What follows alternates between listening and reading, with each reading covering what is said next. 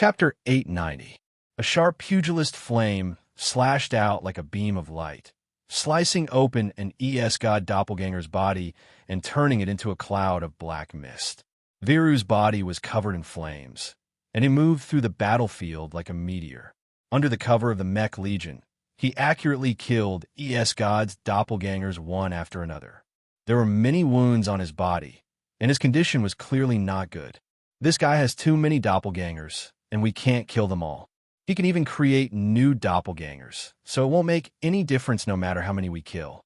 Instead, we'll be heavily injured if we're careless. Viru's tone was grave. He raised the weapon in his hand, gritted his teeth, and blocked another god doppelganger's dark matter jet. On the other side, Sun Hunter controlled the fortress-like cannons and fired thousands of cannons, destroying an god doppelganger with the energy deflection Esper ability. However, his expression was rather ugly, and he replied in the mental communication network, "This battle is too intense.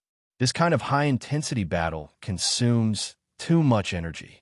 I can't recover energy as quickly as God and Black Star." The actual combat strength of god's doppelgangers was uneven, and it mainly depended on the Esper abilities they were given. Furthermore, due to their poor endurance and low tankiness, god's doppelgangers were definitely not a match for a true Beyond Grade A Super. Previously, when god attacked the Star Pupil race, Cisco had easily defeated two god doppelgangers by himself. However, the situation now was different. The pressure brought by the dozens of god doppelgangers was completely different. It was equivalent to facing dozens of Beyond Grade A Super at the same time, and they could not kill all of them. This was very troublesome. Being besieged, new wounds kept appearing on everyone's bodies. Other than Han Xiao, the other four had limited recovery abilities. Furthermore, this kind of dangerous battle had greatly depleted their mental and physical strength. Other than Han Xiao, the other four people's condition was inevitably deteriorating. Han Xiao frowned and controlled the Mech Legion to block the majority of god's doppelgangers. The pressure was immense, and the formation of the Mech Legion was torn apart by the dozens of Beyond Grade A doppelgangers. A large number of mechanical soldiers were smashed into pieces by the attacks of the Beyond Grade, as and flew everywhere. They were then reassembled by Han Xiao using the advanced version of waste modification and thrown into the battlefield. The mechanical soldiers were not afraid of death. The psionic cannons counterattacked and destroyed the doppelgangers one after another. The efficiency of killing doppelgangers was much higher than the other four. Luckily, the Mech Legion that had been strengthened many times had better performance and reduced the rate of exhaustion. With the help of four teammates, they could at least fight evenly with God. However, in terms of endurance, the evolved God was even scarier. As long as he was given enough time, he would be able to wipe out the Mech Legion. Han Xiao had to admit that his chances of winning against God were extremely slim. However, this was not a one-on-one battle, and he did not need to defeat God alone. His mission was to stall God with his teammates and restrict him to this battlefield until the six of them finished setting up the space-time lock trap. Han Xiao was very clear that if the five of them could not handle God's attacks, the ambushers would have no choice but to run out to rescue God. God would most likely turn around and run. At that time, the trap would not be completed and they would not be able to stop God.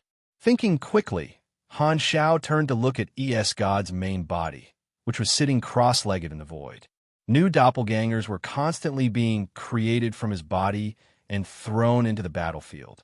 After using the doppelganger tactic, God's main body retreated to the side and did not participate in the battle personally. He only watched with interest as the others fought with his doppelgangers. God did not need to do anything personally. Just as doppelgangers were enough to make five Beyond Grade as miserable, he enjoyed this kind of overwhelming strength. Sun Hunter and Viru had tried to close in, but God's teleportation prevented them from getting close to him. Even Han Xiao could not hit God's main body. There were many methods that he could not use. He could only wait until God's teleportation was suppressed by the trap before he had the chance to use his trump card. However, with his current strength, Even if he did not use a character summon card, Han Zhao's own combat strength was enough to last for a long time. After crossing the first threshold, the few talents that he had obtained increased his health to about 5 million. Only Lotus Swordsman and the other psychic could slightly restrain ES God. Their eyes flashed, and they continuously released invisible psychic attacks that pierced into ES God's brain like sharp swords, bombarding his mental barrier. No matter how many doppelgangers ES God had, he only had one soul. The psychic attacks of the two of them were effective against his main body. However, ES God also had the Esper ability to protect himself and heal the damage to his soul. Although he would suffer from psychic damage, he would not be so easily restrained by the two psychics. Because psychics were a threat to him, ES God's main target was not Han Xiao, Sun Hunter, or Viru, but the two psychics. Han Xiao had the apostle weapons lead the mechanical army to protect the two of them. The battle there was the most intense. Psionic Prime Spear pierced through the core of ES God's doppelganger. Mad Sky Hunter bit the head of the doppelganger. Silver Flash shot the target doppelganger, and Giant King Kong used its enormous body covered in giant god battlesuit to protect the psychics and the other apostle weapons. The apostle weapons also had the strength of a quasi-beyond grade A, and they used different weapons to fight against ES God's doppelgangers. A portion of ES God's doppelgangers charged into the Dynasty and Ethereal fleets, destroying battleships one after another. One of ES God's doppelgangers smashed through the shield of a battleship like a meteor, penetrating through the hull from head to tail. The battleship behind him exploded into a ball of blinding light. This time, countless dark energy annihilation cannons fired from all directions, blasting everything in the area into nothingness. This ES God doppelganger was destroyed by the surrounding battleships. The casualties of the fleet are increasing. With the interference of these ES God doppelgangers, we won't be able to destroy the fallen Ark fleet. It's disadvantageous for us if this drags on, the Dynasty commander said with a solemn expression. If the Phi Beyond Grade as could not stop ES God, the fleet would be attacked by the Beyond Grade as. ES God's doppelgangers shuttled through the fleet, causing trouble and seriously interfering with the fleet's battle. This caused the fleet led by Hakizan to barely maintain a balanced battle and not be wiped out by the Dynasty and Ethereal fleets. The Fallen Ark fleet was surrounded in the center, forming a defensive formation with a huge shield to withstand the attacks from all directions. Hakizan commanded the fleet while paying attention to ES God's battle situation. His Excellency ES God's strength is becoming more and more terrifying. Hakizan's tone was filled with hesitation. That's right. To be able to deal with 5 Beyond Grade as so easily as expected of ES God, an adjutant beside him said with a fanatical expression. Hakizan licked his dry lips and said with a strange tone, even 5 Beyond Grade can't win against ES God. This is not even His Excellency ES God's limit. The 3 universal civilizations sent too few people. We still underestimated him. TSK, TSK. As he spoke, Hakizan summoned another officer. You'll be in command of the fleet now. What do you want to do? Hee, I have other things to do. This is the secret mission His Excellency ES God gave me. Hakizan turned around, left the command room, and headed to the cabin where the backup spaceships were stored. He knew that ES God was already suspicious of him. When ES God resolved this crisis, he would most likely be dealt with. ES God never needed evidence to punish his subordinates. Furthermore, regardless of whether ES God could survive this encirclement, Hakizan did not plan to stay by ES God's side. After a long battle, other than Han Xiao, the 4 of them were all covered in wounds.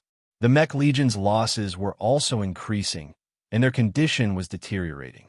ES God looked at the few of them and was very satisfied. He sent out a mental message. Blackstar, do you see this? This is the power you gave me. What do you think? Han Xiao was using the Amber Ball array to block the long-range energy shot by a doppelganger. Hearing this, he snorted and said, not much. ES God did not mind and continued. Although I haven't broken through the limit of the Beyond Grade A realm, My current combat strength should be at the peak of the explored universe. The 5 of you won't be able to fight back at all in front of me." Hearing this, Sun Hunter fired a shot at ES God without hesitation, and an energy beam shot toward ES God. This time, ES God did not teleport.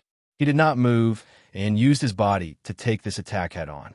He activated Esper ability, Black Hole, to absorb a large amount of energy, replenishing his energy and creating more doppelgangers.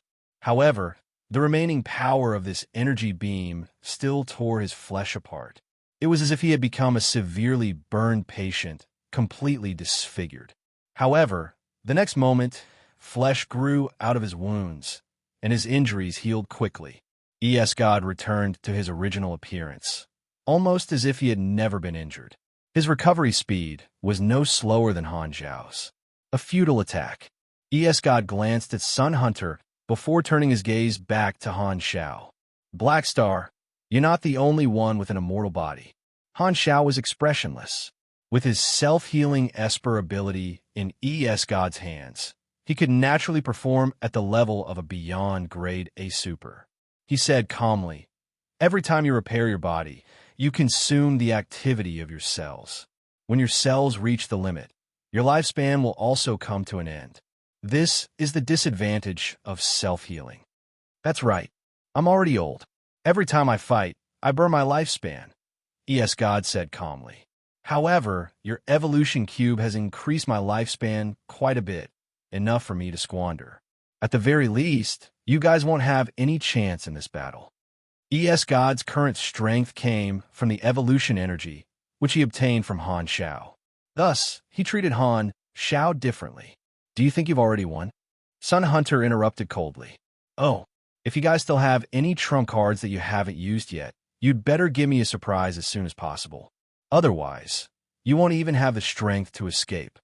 ES God's voice was filled with confidence. "If I kill you guys here, the Red Empire and the Arcane Church will be furious. I'm not interested in attracting the next wave of enemies for the time being, so letting you guys escape is the best choice. However, if you don't escape, I won't be stingy with killing you." Through this battle, ES God had tested his combat strength. Defeating this wave of pursuers was enough to show his strength. As long as he did not kill these pursuers, the 3 universal civilizations would not pursue him in the short term.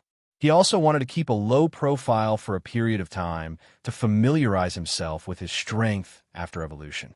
Thus, he did not plan to kill Han Zhao and the others. Otherwise, the universal civilizations would definitely not let this matter rest after suffering such a huge loss. This did not suit ES God's current needs. He hoped that Han Zhao and the others would retreat. Han Zhao turned around and looked. His companions were all injured and were not in good condition. It was indeed as ES God had said. With just the 5 of them, they would not be able to do anything to ES God.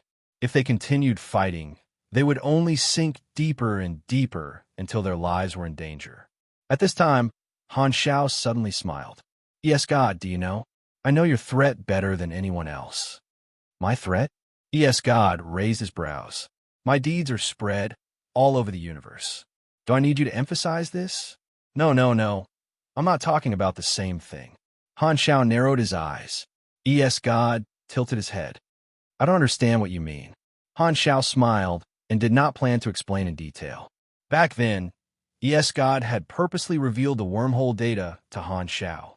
His goal was to lure the other organizations to study it together. However, he hid the information about the World Tree Civilization. ES God thought that he was the only one who knew about the existence of the World Tree Civilization. In truth, there was nothing wrong with ES God's idea.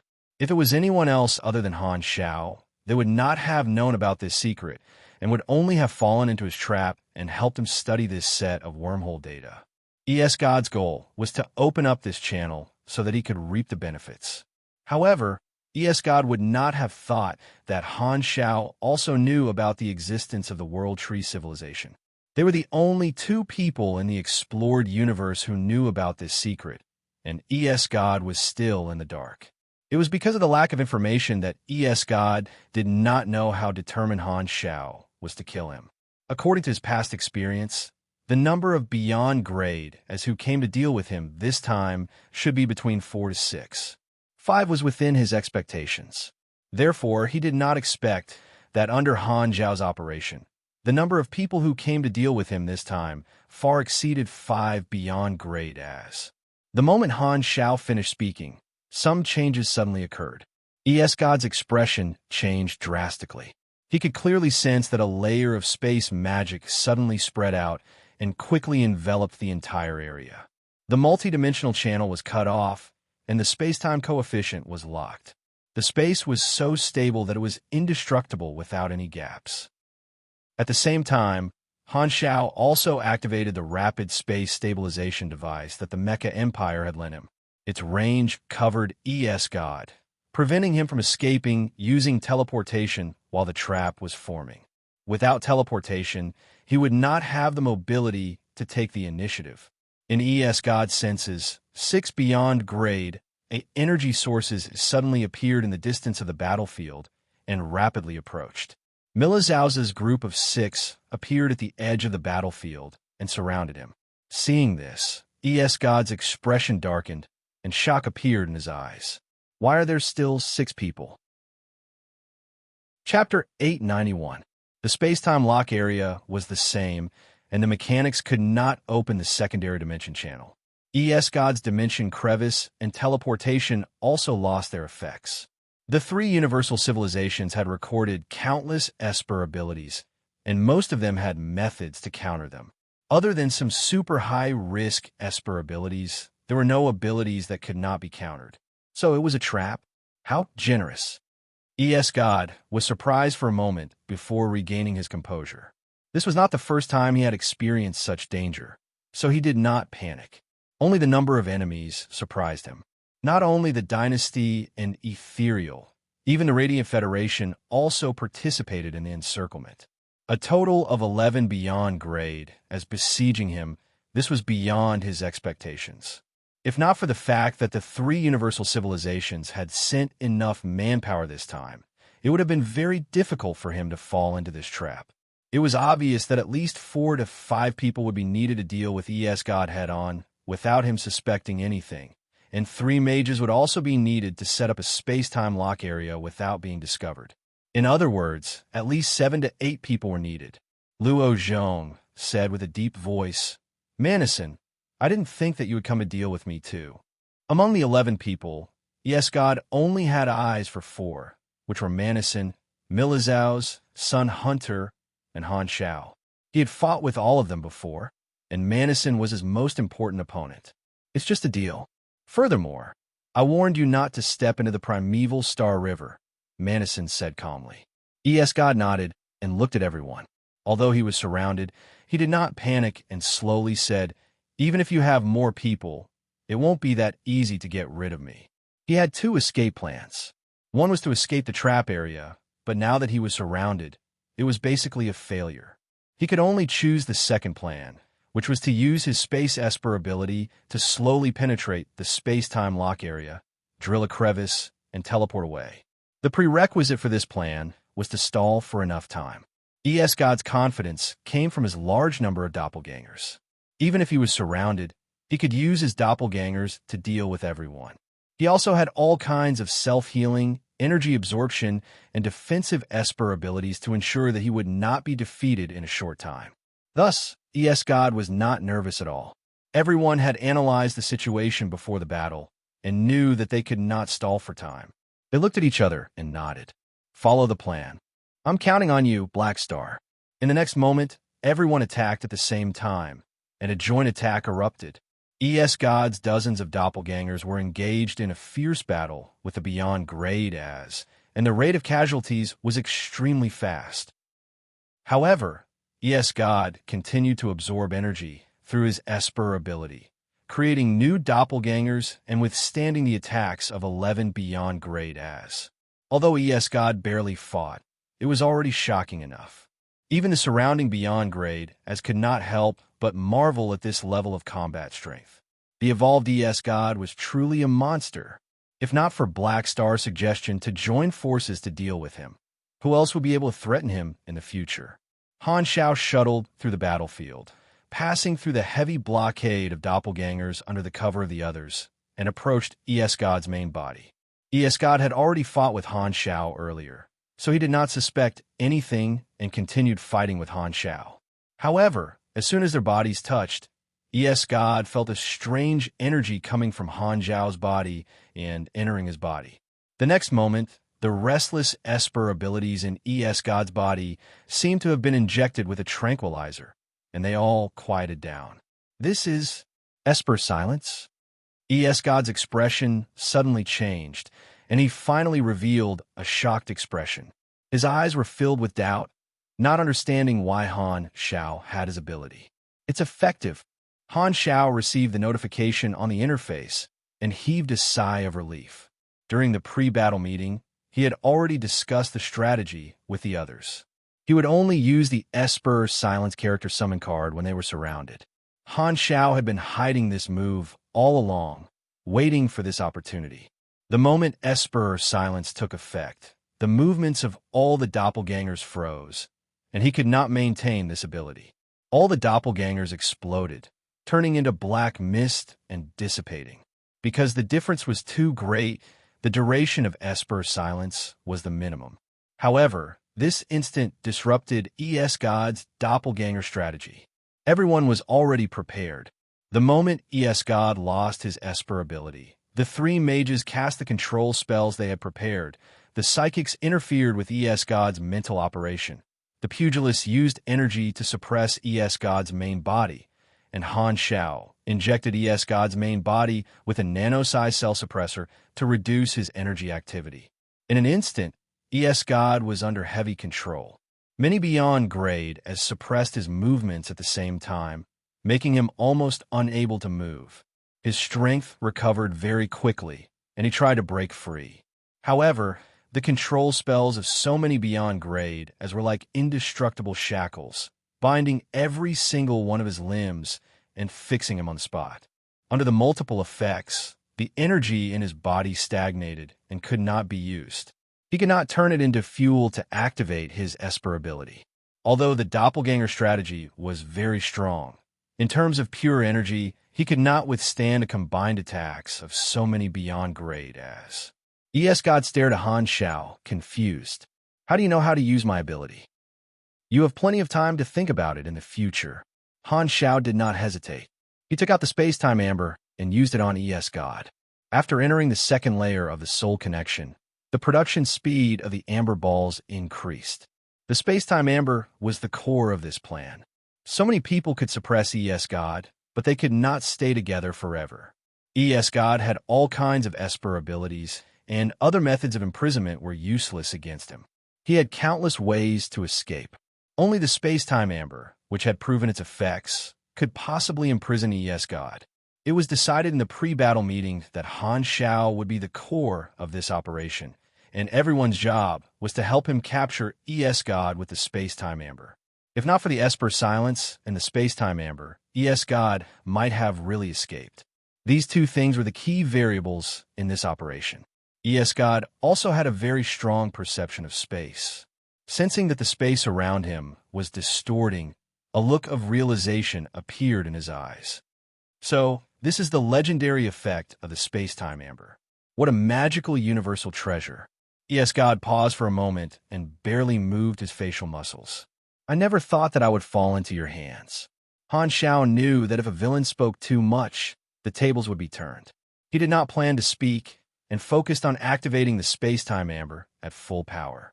Seeing that the situation was hopeless, God stopped struggling and stared at Han Shao with an expressionless face. His tone was profound. Black Star, we will meet again sooner or later. That will depend on when the three universal civilizations ask me to let you out. Han Zhao's eyes flashed, and he suddenly cut off the energy supply. The next moment, God's expression and actions were completely frozen. He was completely sealed in the space-time amber.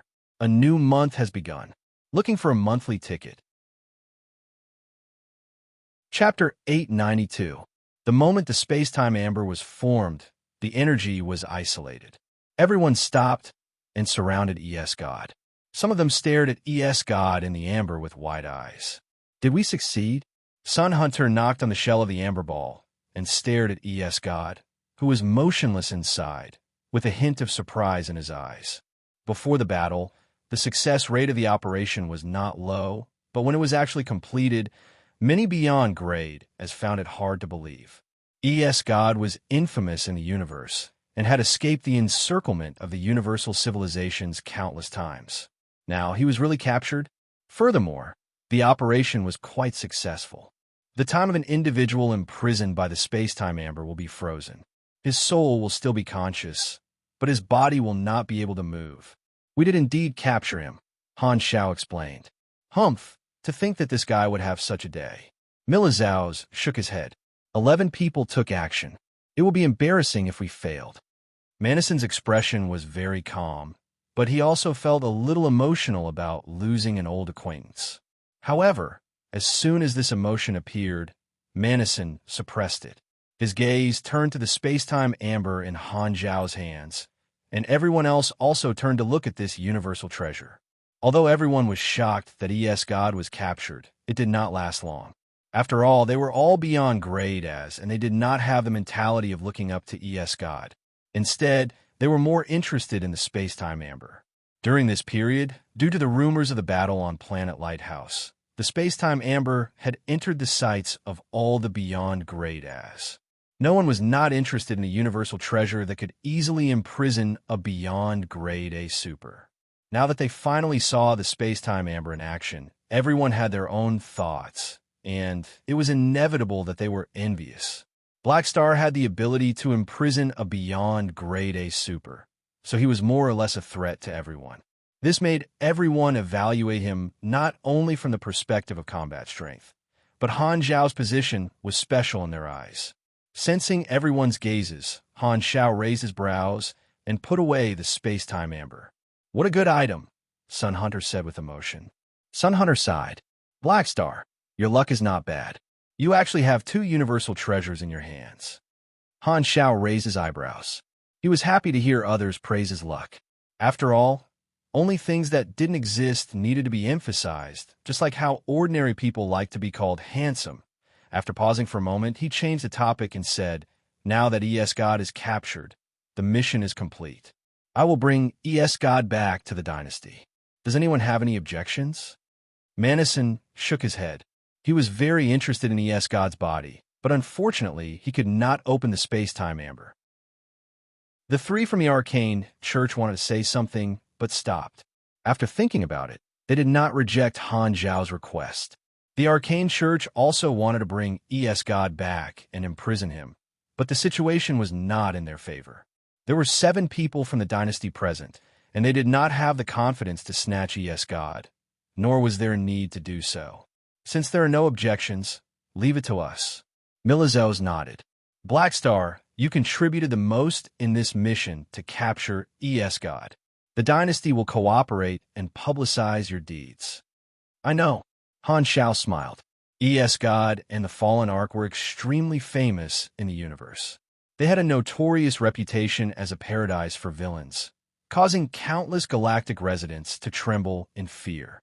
Now that this guy was captured by the dynasty, it was definitely big news. The dynasty would not let go of this opportunity to publicize their contribution to maintaining the peace of the universe, eliminating a scourge that threatened the safety of the galactic residents. As the promoter of the plan and the person who contributed the most, he would definitely be the focus of the publicity. When this matter was spread out, his reputation would definitely skyrocket, and it would most likely become one of his representative achievements. The influence of this matter would not be lower than the Battle of Planet Lighthouse. With ES God's identity, you might not be able to obtain any political assets, but he would definitely obtain high legendary points. Of course, compared to the hidden dangers of the World Tree civilization, these were all trivial matters. Eliminating the hidden dangers was much more important. At the very least, the citizens of the explored universe would not suddenly receive news of the World Tree invasion while squatting at home. Without the threat of ES God, the enthusiasm of the various civilizations for the spatial data would definitely decrease. The research team of the Fallen Ark would also not continue to carry out the orders of the previous leader, so the time to connect to the World Tree Civilization's universe would definitely be delayed. Capturing ES God at this stage would definitely change the storyline of ES God completely. However, compared to the sudden change in the situation caused by the World Tree Civilization's early invasion, this was definitely worth it, winning more time for stable development. In the future, the three universal civilizations and the World Tree Civilization would definitely discover each other, and there would definitely be a battle. This was a universal disaster, and Han Xiao had been accumulating strength for this. To him, the later this day, the better. By the way, ES God also said that he would meet me again sooner or later. Han Xiao's eyes flashed. He had been focused on sealing ES God earlier and did not think about ES God's words. Now that he had relaxed, all sorts of guesses appeared in his mind. ES God also knew about the existence of the World Tree Civilization, so he should also know that there would definitely be a battle between the two sides. Therefore, what he meant was that the three universal civilizations might rely on his strength and release him. Han Xiao shook his head. Who knew when that would happen? By then, ES God's consciousness might have already been wiped out by the long imprisonment. This time, Lotus Swordsman suddenly said coldly, "There's something I need to remind you. When I interfered with ES God's soul on the mental level earlier, the moment before he was sealed, I sensed an abnormal mental fluctuation." Han Zhao's expression froze. What kind of fluctuation? ES God's mental strength erupted at that moment, and his resistance became many times stronger.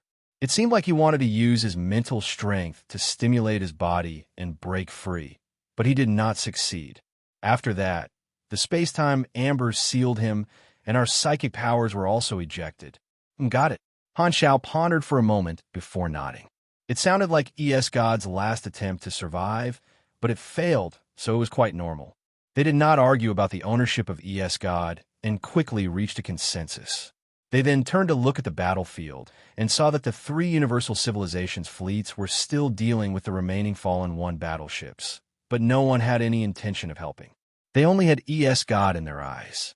Now that the main culprit had been eliminated, these small fries were not worth the effort. Han Xiao was still thinking about the Dynasty contribution points from Dynasty Battle Campaign.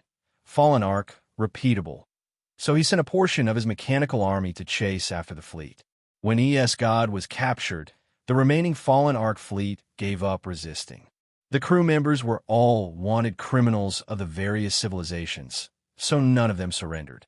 Instead, they fled in all directions, being chased down by the three universal civilizations' fleets. Not even one in 10,000 managed to escape. While waiting for the battle to end, Han Xiao secretly opened the interface and looked at the large number of notifications that had popped up. Dynasty Battle Campaign, Fallen Arc, repeatable, had been calculated as normal. The few Face ES God missions had all been completed, and just the experience reward alone had reached more than 30 billion. Even with the standard of level 280, he could still level up a few times. Of course, the prerequisite for obtaining so much experience was to destroy ES God's doppelgangers. In the later stages of his previous life, only a very small number of players had the chance to do so. In his eyes, it was not difficult at all. The Dynasty contribution points had also skyrocketed, and he had obtained more than 10,000 points, which was close to the cost of 2 ultimate knowledges. What a bountiful harvest! At the same time, a brand new character summon card, ES God, had also landed in Han Zhao's hands. However, ES God had too many abilities, and the chances of drawing Esper Silence were extremely low. This time, his luck was average. The effect of the character summon card was teleportation, and the limit was 10 uses. The ability was actually not bad, but it was a little useless to him. He already had Void Hyperdrive, so the effect was not much different from teleportation. However, Void Hyperdrive had a cooldown, so it was acceptable to have multiple teleportation abilities. At the very least, the number of uses was quite high. Han Xiao had invested quite a lot in dealing with ES God this time. He had used up all the uses of Esper Silence, which was his trump card against Espers. He had also used up one of his perfect mechanical sense cards. He still had a blank character summon card, so he could copy another perfect mechanical sense, but he did not plan to do so at the moment.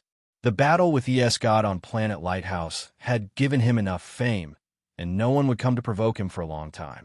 Thus, he was not in a hurry to use up the blank character summon card. The other mission, Mortal Enemy of the Three Universal Civilizations, was also displayed as completed. Capturing ES God alive had completed the additional mission requirement. He could draw 3 of ES God's abilities, which were far more valuable than a character summon card. His molding talents were basically all drawn this way. Han Xiao did not end this mission immediately. With such a precious reward, would it not be a waste of an opportunity if he did not go back and touch his godson? With his black face, it would be a miracle if he could get anything good. Apart from the mission reward, Han Technician also obtained a large amount of experience from killing enemies. Killing ES God's doppelgangers also gave him a lot of experience. Furthermore, the doppelgangers were endless, which allowed him to farm a lot of them. After looking at the interface for a while, the battle between the fleets finally ended. Han Xiao looked at the Beyond grade as of the other 2 civilizations. Our cooperation ends here. Thank you for your help. You're welcome. If you have time, you can come to my territory and sit down. Manison invited Han Xiao. No, I still have to send ES God back. Let's talk about it another time. Han Xiao declined. Next time then. Manison shook his head, feeling that it was a pity. He then turned around and left. Sun Hunter took the initiative to exchange numbers with Han Xiao and brought the people of the Arcane Church back to the main ship. Han Xiao brought the captured ES God back to the dynasty's main ship with Milizaos and the others. The 11 of them returned to their respective troops, and the 3 universal civilizations' fleets parted ways, leaving in different directions. Chapter 893. ES God was really captured. In the ruler's office on planet Crimson Ring, Urinril received the report from the fleet commander and was slightly stunned. The dynasty ruler was very busy, so after helping Black Star find helpers for the 3 universal civilizations, she did not continue to pay attention to this operation. Urinril valued Han Zhao's wish to get rid of ES God, but she did not really care about this operation. Her mentality was like a billionaire investing a few $100,000 in a small investment just to test the waters. Whether it succeeded or not, she could accept it. Now that she received the report of her team's success, she was also pleasantly surprised. ES God, who had always been a headache for them, finally fell. ES God's existence had always been a worry for the 3 universal civilizations, representing chaos and lawlessness. He had always been the enemy of order, and the 2 sides drew a clear line on the surface, but sometimes the 3 universal civilizations relied on his strength. ES God's notoriety came from his violence, and while he was violent, he obviously would not mess with the 3 universal civilizations for no reason. Most of the time, his targets were star cluster or supercluster civilizations. Wreaking havoc in the territories of these civilizations was secretly in the interests of the 3 universal civilizations. On the other hand, the Fallen Ark attracted thugs and wanted criminals from all over the universe. The disadvantage was that ES God's forces would expand because of this, making it harder to deal with him. It also gave rise to many fanatics who chased after ES God. The advantage was that it gathered all the villains in the universe, making it easier for the 3 universal civilizations to monitor and catch them all, reducing the pressure on the security of many star fields. Of course, the premise was that ES God was strong enough.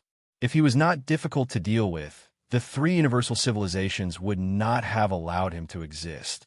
Now that Black Star had really captured ES God and helped them get rid of this troublesome enemy, the 3 universal civilizations were happy to see this happen. This was equivalent to capturing the leader of terrorists like Uncle Lantern, representing the 3 universal civilizations' anti-terrorism efforts. The greater the shadow ES God left on the galactic residents, the greater the reputation of the 3 universal civilizations. Urinril nodded with satisfaction. Very good. Black Star didn't waste my help. Well done. ES God was more or less careless. Otherwise, with his ability, almost no one in the universe can catch him, Claudia said calmly. He was also an old opponent of ES God, so his judgment was accurate. If ES God had decisively teleported away the moment he was surrounded, no one would have been able to catch him. Unfortunately, this was only a theoretical situation. With God's personality, there was no way he would do such a thing. The prerequisite to becoming the strongest was to not be afraid of challenges. If he only knew how to run, he would not have reached his current fame and achievements. He might have become another type of threat, and the three universal civilizations would have eliminated him long ago. No matter what, Black Star didn't let me down. Unravel was getting more and more satisfied with Han Shao. The battle on Planet Lighthouse had dealt a heavy blow to the Arcane Church's arrogance, and now they had eliminated a mortal enemy of the three universal civilizations. Black Star had only joined for a little more than a year, but he had already brought the dynasty considerable benefits. Not long after the fleet set off, they received a reply from the upper echelons of the Empire. In the middle of the command room, a remote projection appeared. It was the ruler, Unravel. Seeing this, all the dynasty soldiers present stood up and bowed respectfully. Han Shao and the other beyond grade as also nodded symbolically. You have all done very well this time and made a huge contribution to the dynasty. The dynasty will not be stingy with the corresponding rewards. Unravel stood in front of everyone with her hands behind her back. Her tone was filled with praise. Facing the leader of the dynasty, everyone maintained the dignity of a beyond grade A and only nodded, indicating that they accepted her praise. If not for Black Star persuading the Radiant Federation to join the plan, I wouldn't have facilitated this joint operation. I've seen the report. Black Star contributed the most during the capture process, and the dynasty is planning to use Black Star as the core of the subsequent publicity. Do you have any objections? Unravel turned to look at Han Shao. Capturing God was a shocking achievement, and Unravel was prepared to give the majority of the credit to Han Shao to help him expand his influence. Of course not. This is the truth. Milazau's laughed. The old dragon had been heavily injured during the battle on Planet Lighthouse and had always been brooding over it. Now that God was captured, he felt as if he was drinking a cold soda on a hot day. His impression of Han Shao became even better. The others did not have any thoughts. They were still waiting to borrow the evolution cube, so naturally, no one would compete with Han Shao. Then, I'll thank the dynasty in advance. Han Shao smiled. Bring God back as soon as possible. The dynasty will lock him up in the most secure place. Unravel paused. By the way, Black Star, you said that the souls of those sealed by the space-time amber will dissipate after a long period of imprisonment, right? That's right. Han Shao nodded and immediately understood what the ruler meant. The dynasty wants to study God's body? Yes, God's body has a very high research value. He grasped all kinds of Esper abilities through genetic chain recombination. If we can crack this ability, the dynasty's genetic technology will improve, and the number of supers cultivated will increase greatly. Unravel did not hide anything. Of course, we will only start this research after God's soul dissipates. How long do you think it will take to destroy God's soul? Han Shao stroked his chin. I suggest at least 500 years in prison. Unravel pondered for a while before nodding. All right, although it's a little long, we should focus on safety. 500 years was nothing to the Red Empire. They had existed for many times longer than that, and some of their strategic plans were even calculated in centuries. After chatting for a while, Unravel hung up, and the dynasty soldiers present returned to their posts. Raven Loudy turned to look at Han Shao and said, God has been captured. It's your turn to fulfill the deal. A smile appeared on Han Zhao's face. He raised his hand, and nanoparticles surged, bringing the evolution cube to his palm. Don't worry, I'm a man of my word. Since you've helped me solve this problem, I won't mistreat you. The three universal civilizations reached a consensus and would only announce the news of God's capture after the fleet returned. Because the battle took place in the desolate universe belt, the news was limited, so the various organizations had no idea what happened to God. Half a month later, the dynasty fleet returned smoothly, and they did not encounter any accidents. Han Shao handed God over to another dynasty fleet that came to receive them. The dynasty would lock God up in a top-secret location. The other beyond grade, as were satisfied with the evolution cube's transformation and left one after another, leaving only Han Xiao to return a planet Crimson Ring. He immediately contacted Fu Ding and the others. After a month, Han Xiao met the three of them again. Since the goal of this trip to the Central Galaxy had been achieved, Han Xiao announced to the three of them that their holiday was over. He then brought the three of them back to his spaceship and returned to the Shattered Star Ring. On the spaceship, Han Xiao used the excuse of missing them after not seeing each other for a long time to give Fu Ding and Nero a good beating. Fu Ding was still fine, as he was already used to it. Nero, on the other hand, felt uncomfortable all over. Even his father had never been so passionate before. He was hugged by Han Xiao's large hands and rubbed until he was dizzy. Reynolds thought that he would be treated the same way. He took a deep breath and mentally prepared himself. However, Han Xiao turned around and left, seemingly uninterested in him. Reynolds was a little disappointed. After getting lucky, Han Xiao locked himself in his room and opened the interface to complete the Mortal Enemy of the Three Universal Civilizations mission. Mortal Enemy of the Three Universal Civilizations mission completed. Your accumulated damage to ES God is 100%. You will receive the corresponding reward. You have received 200 billion EXP, 1 random reward, and Character Summon Card, ES God. Character Summon Card, ES God. Esper Ability, Ability Enhancement. Can only be used on Espers whose grade is lower than the user's. Allows the target's Esper ability to be permanently enhanced and increase the potential of the Esper ability. Can only be used once on the same target. Usage limit, 0/3 Han Xiao's eyes flickered. This ability is quite powerful. If a beyond grade A of a civilization had this ability, it would be equivalent to an unlimited amount of Esper ability potential enhancement liquid. Even if it could only be used on Espers, it would be enough to increase the strength of the entire civilization's supers. This was a strategic ability. It was a pity that the person who had this ability was ES God. With ES God's personality, he did not seem like someone who would help his subordinates increase their strength. ES God collecting these powerful Esper abilities was equivalent to killing off some of the geniuses who might rise up in the future. If the original owner of this Esper ability had not met ES God, he might have become an important guest of an advanced civilization in the future. Additional mission requirements completed. You have received an additional reward. Randomly draw 3 of ES God's abilities, talents/abilities. Hint: ES God is an Esper. Some of the abilities that can be drawn have been adjusted according to your class. You have 3 slots to draw. You can draw at least 1 ability each time.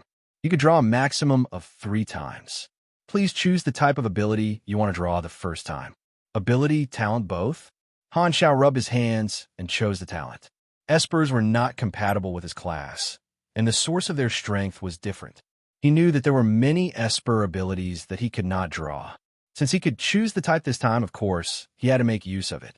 In terms of ratio, the probability of drawing a good talent was much higher than drawing skill. Randomizing. Randomizing complete. Please choose 1 to 3 abilities from the following 5 options as the reward. 1. Particle Structure Reinforcement. Talent. Immunity to true damage 2. Fanatical Believer. Talent. Plus 20% resistance to abnormal mental status 3. Cell Division Control. Talent. Consume energy to stimulate cell division, achieving strong self-healing, converting energy into health at a conversion ratio of 1:3. Maximum recovery of 15% health/second. 4. Endurance Enhancement. Talent. Plus 40% physical and energy resistance. 5. Battle Talent. Talent. Plus 1% to all attributes every minute after entering battle, up to a maximum of 12%.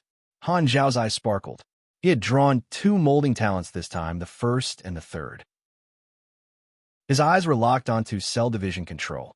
This talent should have been converted from ES God's strong self-healing, and its effect was similar to his intermediate cell proliferation control.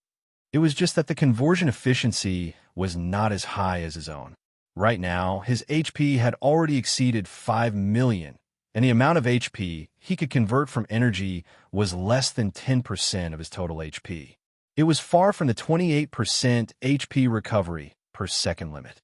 Increasing his HP recovery rate was definitely worth it.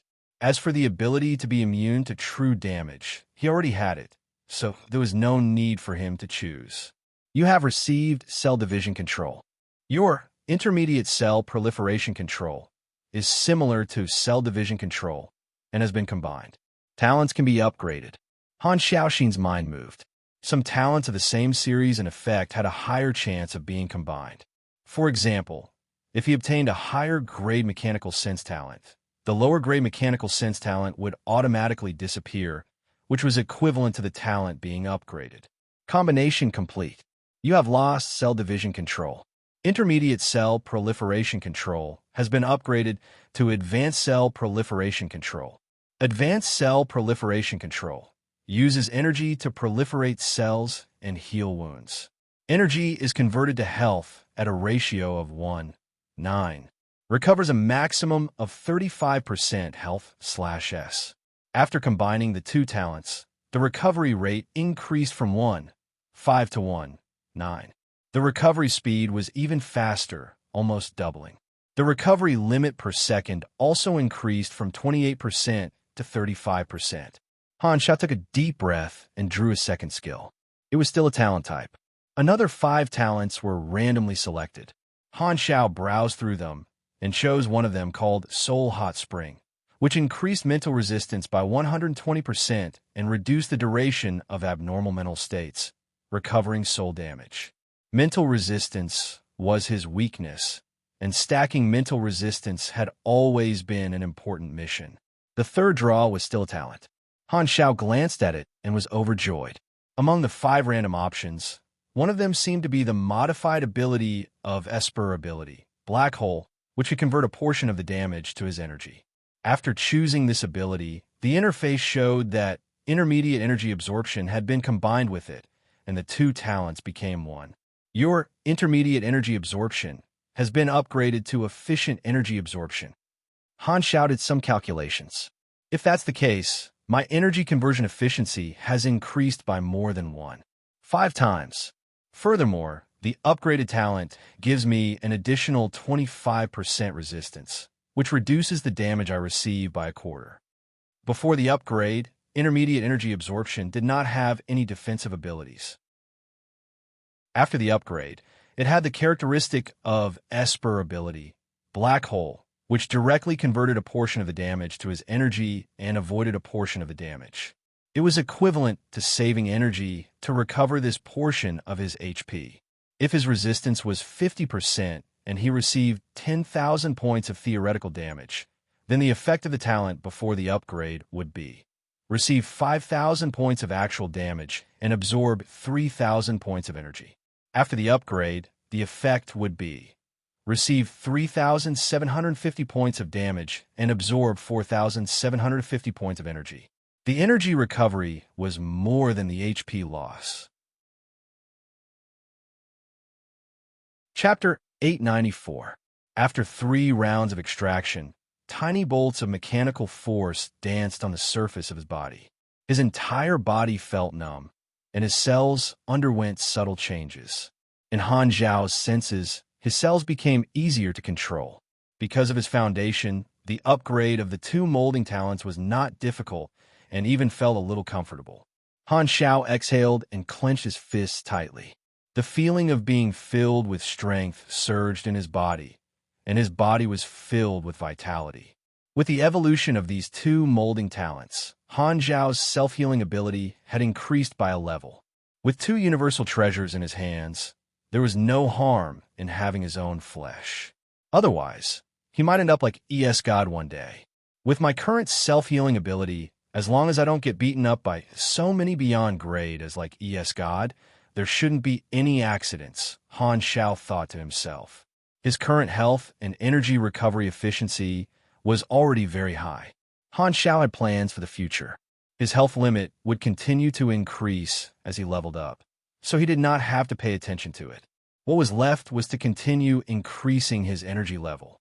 This was related to the attributes of his energy and the efficiency of his health recovery.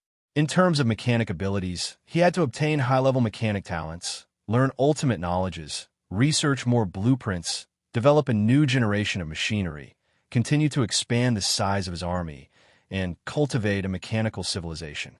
Although he could take a beating, this was only to ensure the toughness of his body. His main method of combat was still to buy money, cough, machinery. The danger of this encirclement was actually not as great as the Planet Lighthouse battle. On Planet Lighthouse, he was the passive party who was ambushed and was the victim when faced with the encirclement of more beyond grade as. This time, he was leading a group of beyond grade as to ambush Esgod alone. In comparison, his situation was not as dangerous, and even if the operation failed, his life would not be in danger. Thus, the pressure he faced was much lower than the Planet Lighthouse battle. The ability extraction interface disappeared. Han Xiao took a look and saw that there was a reward notification for this mission. Dungeon spawned. Fall of Esgod. Han Xiao's eyelids twitched. Whoa, the challenge level of this dungeon is probably going to break through the sky. Esgod was, after all, one of the final bosses of the chaotic evil faction. Han Xiao had expected that this battle would create a dungeon. However, the players who dared to enter this dungeon would be celebrating. Esgod had been tormenting the universe for many years and had caused many tragedies. He had always been the most dangerous criminal in the eyes of the galactic residents. Now that the three universal civilizations had dealt with this criminal, countless people felt that the security of the universe had been purified to a certain extent. The three universal civilizations had joined hands to do this. In the eyes of many, this operation was a lubricant for the relationship between the three parties.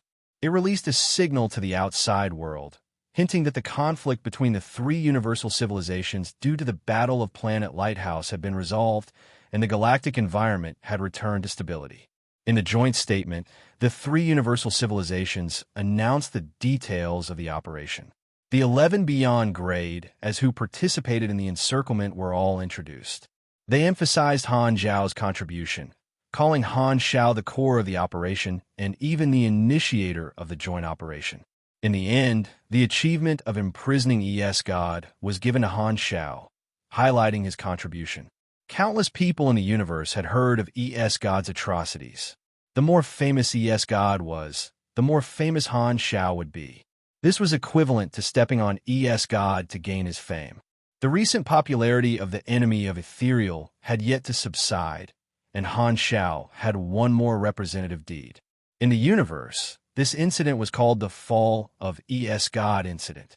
As the instigator of this incident, Han Xiao had left an even deeper impression in the hearts of the galactic residents. In the various star fields, countless victims who had a strong hatred for Esgod were grateful to Han Xiao from the bottom of their hearts. Planet Shazik Transit Station. This was a neutral planet that provided all kinds of services. It was located in the extremely dangerous desolate universe belt of the central galaxy. It was a rare planet transit station that provided smuggling, repair, entertainment, and other services. The target of these services was the wanted criminals of the fallen Arkansas. Only those who were not afraid of death would build a planet transit station in this area. Those who did not have any background would have long been robbed by the various thugs. Shazik had formed a connection with the fallen Ark and provided them with a high protection fee, thus avoiding the fate of being robbed. The lord in charge of this planet was called Shazik, a Calamity Grade Super. He had established a cooperative relationship with many armed thugs, including the fallen Arkansas.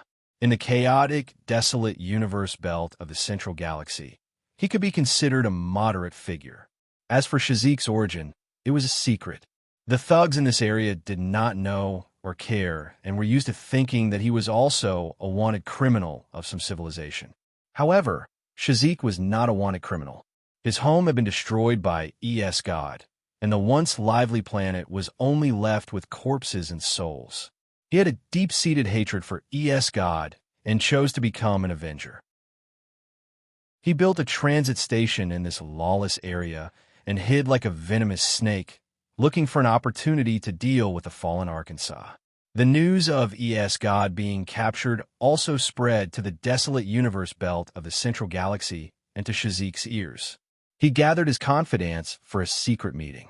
Once ES God falls, no one will be able to suppress those lunatics under him. The fallen ark will fall apart, and with the fall of our backer, we will also be in trouble. There are too many people who want to rob us, a confidant said. Yes, we can't stay here any longer. We have to leave as soon as possible. Boss, what do you plan to do? Shazik heard this and said with a deep voice, bring everything. We will go to the Shattered Star Ring and join the Black Star Corps. Why him? I made a promise to God. No matter who gets rid of ES God, I will be at his disposal. Shazik's expression was firm. Ever since his home was destroyed, the only meaning left in his life was revenge. However, ES God was too strong, and his revenge was nowhere in sight. Now, Black Star had accomplished something that he could never do. Even if Black Star was not taking revenge for him, Shazik was still grateful. His gratitude was not limited to his heart. He decided to repay Black Star with actions. Would someone of Black Star's level be interested in us? That's why we have to bring a gift. Shazik lowered his voice. Over the years, we have bribed many members of the Fallen Ark and sent in many spies. Now is the chance to use them. When the Fallen Ark is in chaos, we can steal a portion of their assets. This will be our capital to join the Black Star Corps. The eyes of his confidants sparkled. They had been here for many years and understood the Fallen Ark well. They knew that although they were very chaotic, they still had many valuable things, such as the spoils of war that ES God had accumulated over the years, the secret intelligence that he had collected, the lost technology that he had researched, and the special prisoners that were locked up. Now that ES God had fallen, they would definitely not be the only ones who had their eyes on the assets of the fallen Arkansas. This was the best time to take advantage of the situation. Chapter 895. The members of the Fallen Ark were all wanted criminals from various star fields. Some of them were fanatical followers of ES God, and some of them wanted to obtain ES God's protection. These thugs only believed in experts at ES God's level and did not submit to anyone else. Now that ES God was gone, they had lost their powerful leader. No one had the right to be the boss, and these criminals who lacked discipline and cohesion lost interest in continuing to stick together. Without the deterrence of ES God, these criminals knew that the next step of the three universal civilizations would be to clean up the desolate universe belt in the central galaxy and eradicate these criminals who had been gathering for many years. After ES God fell, this paradise of criminals that was known throughout the universe collapsed rapidly. Batch after batch of criminals left the organization, and the powerful Fallen Ark fell apart, splitting into countless small groups. The secret production bases built on the desolate planets were also looted by the members who left the organization. The desolate universe belt in the central galaxy was originally dominated by the Fallen Ark, maintaining a subtle gray order. Now, this lawless zone had become even more chaotic and dangerous. The criminals killed and robbed each other, and this kind of drama was playing out in different areas at every moment. At this moment, thousands of battleships were fighting around a desolate planet. This planet was one of the secret research bases built by ES God, storing valuable information, technology, and special products. The thousands of battleships fighting belonged to dozens of criminal groups, and the goal of each group was to snatch the results of this research base. One of the groups was Shazik's team. The outer space of the planet was a galactic battlefield of intense crossfire. Most of these warships were not equipped with dark energy annihilation weapons. Instead, they used second-tier warship cannon technology. The scorching plasma beams crisscrossed and dyed the black velvet space into a colorful canvas. The shields of the small and medium-sized warships of different models were penetrated by the plasma cannons. The hull of the warships was melted, and the armor was melted into a red-hot mixture of solid and liquid, which turned into metal clouds of unpredictable shapes and became obstacles on the battlefield. The battle lasted for a while, and the outcome was finally decided. Shazik's team was one of the victors, and they looted this research base with the others before leaving in satisfaction. A pitch-black blade gently slid across his throat, and warm blood spurted out, splattering on the blood-stained walls of the spaceship. Plop! A gray-skinned creature with densely packed compound eyes fell to the ground while clutching his bleeding neck, revealing the murderer behind him. The murderer was a humanoid creature wielding a long blade. It was thin and wore a hood and a black mechanical mask, revealing only a pair of scarlet eyes. This was a dilapidated cabin. The walls of the cabin were covered with slash marks and sparks of electricity. There were hundreds of corpses of different species lying on the ground. The ground was covered with blood scabs of various colors, and the walls were covered with blood splatter marks. Only the murderer was left standing. There are 15,700. The murderer's voice was hoarse, like an old bellows. With a flick of his wrist, he shook off the blood on the long knife and put it back into the scabbard on his back. Then he pressed his mechanical wristwatch, opened his address book, and sent a message to a number marked as employer. Target eliminated. Soon, the employer sent a voice message full of excitement and gratitude. Thank you so much, Mr. Lodehair. Thank you for helping us take revenge. If it weren't for you, we would never. It's just a transaction. Remember to pay. Lodehair replied faintly. He was a solo bounty assassin, but his hunting targets were limited to the members of the fallen Arkansas. Lodehair was born on a colonial planet of an advanced civilization and grew up in a quiet and peaceful environment. However, one day, the fleet of the fallen Ark arrived, bringing death and destruction. He thought that he was dead for sure, but he did not know that there was a decent Esper ability hidden in his body that awakened at the critical moment and escaped the fate of being killed. However, resistance was futile. Because of his Esper ability, he was captured by the members of the fallen Ark and offered to ES God as a sacrifice. Therefore, Lodehair faced ES God head-on. His newly awakened Esper ability was taken away, and he became a mummy on the verge of death. His life was like a candle in the wind, about to be extinguished at any time. Usually, people who had their Esper abilities taken away by ES God would be made into food or thrown into the universe. Perhaps it was the blessing of the goddess of luck, but Lodehair's batch of medicinal dregs were all thrown into the universe. Ordinary people would not be able to survive in the universe, but he realized that although he had lost his Esper ability, when he had just awakened it, his Esper ability had already modified his body, allowing him to survive in the universe. After the fallen Ark fleet left, the civilization's rescue team arrived before Lodehair died, and Lodehair became the only survivor. He had a deep-seated hatred for ES God and the fallen Arkansas, driven by hatred. Lodehair, who had lost his Esper ability and turned back into a mortal, went through a lot of hardships and stepped onto the path of martial arts, becoming a super again. After his training, Lodehair became a bounty assassin. The members of the fallen Ark were all wanted criminals who joined ES God's forces to avoid being hunted down by the various large civilizations. Lodehair, on the other hand, specifically hunted down these wanted criminals with criminal records, making these fugitives who thought they were safe pay their blood debts. The employers were usually the victims of the fallen Arkansas. Today, the number of fallen Ark fugitives who had died under Lodehair's blade had reached 6 digits. However, Lodehair was not satisfied with this.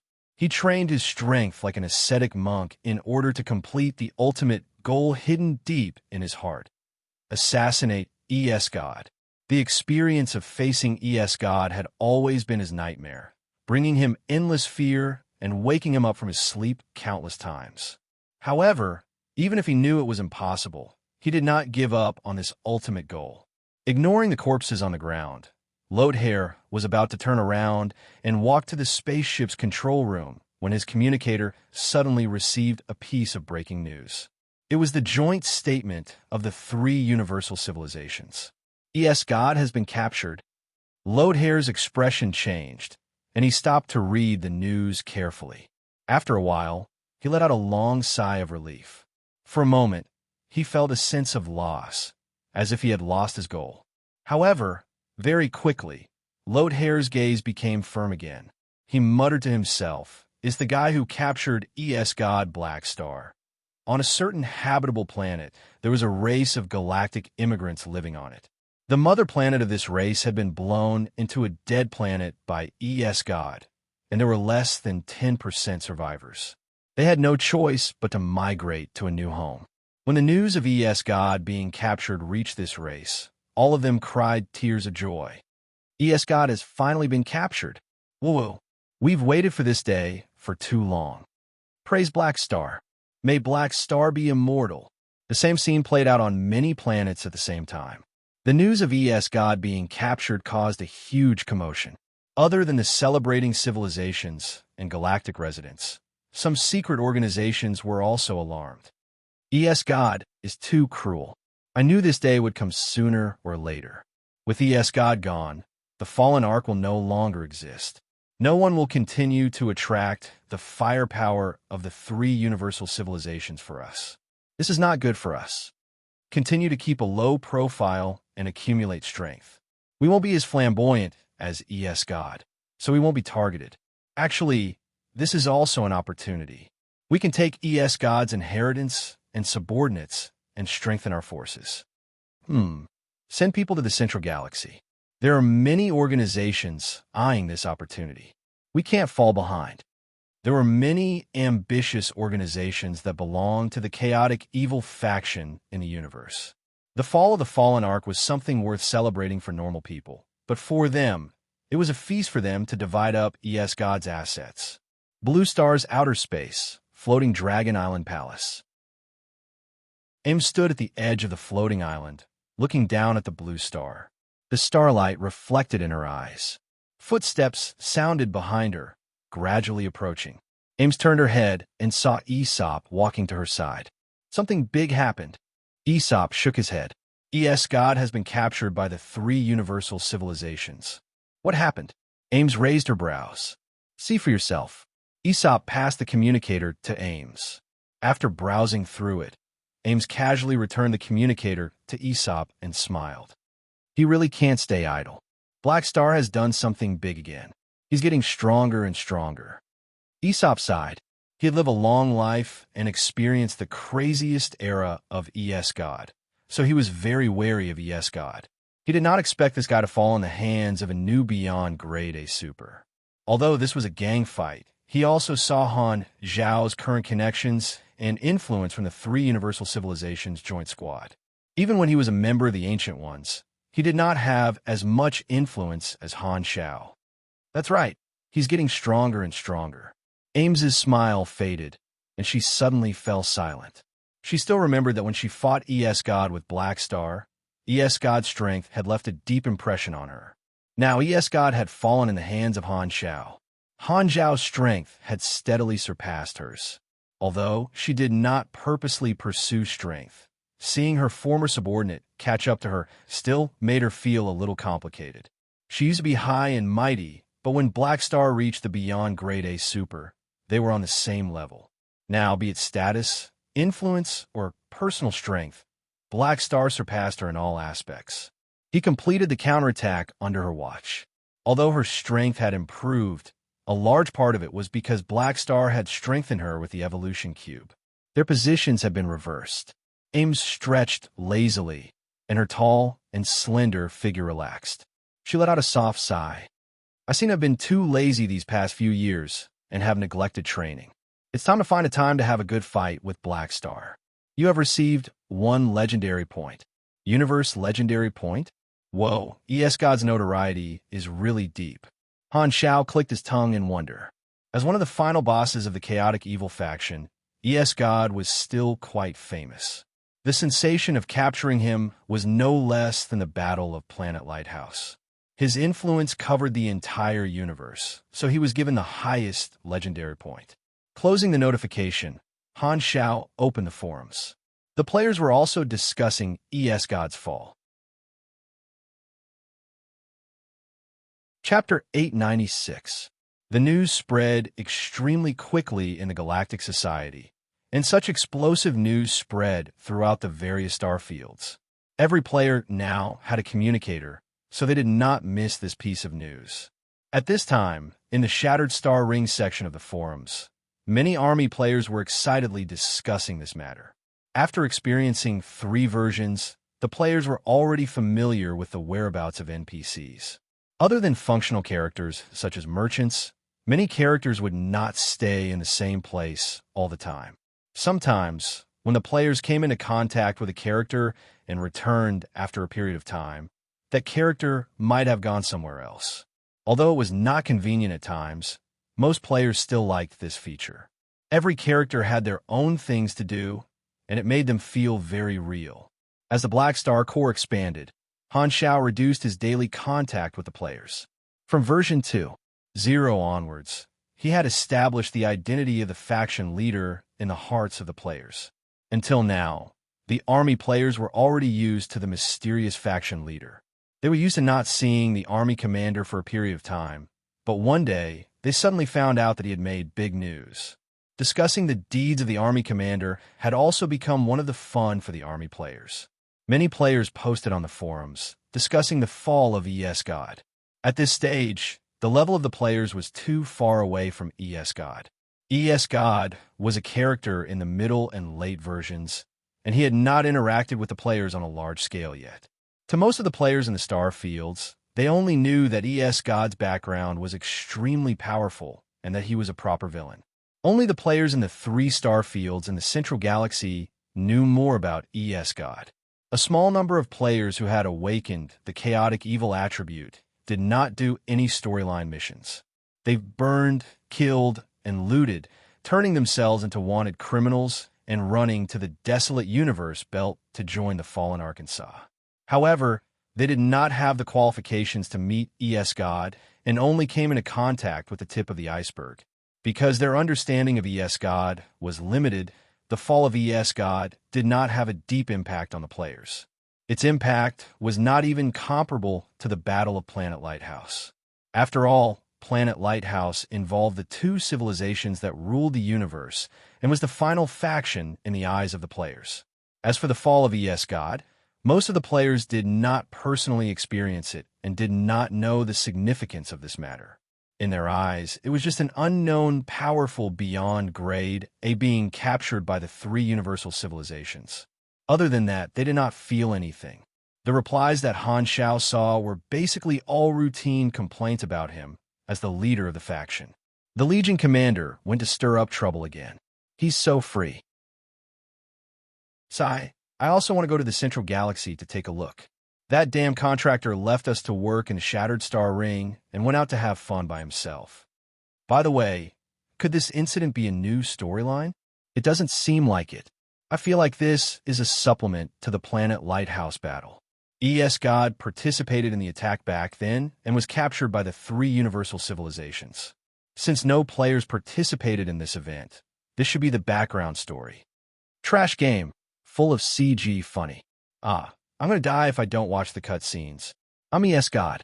I was caught by the 3 universal civilizations yesterday and need 5,000 anas to bail me out. Please lend me some money. When I get out, I'll take you flying. My account number is 480XXX, Mother of Asterisker. I'm a player who joined the Fallen Arkansas.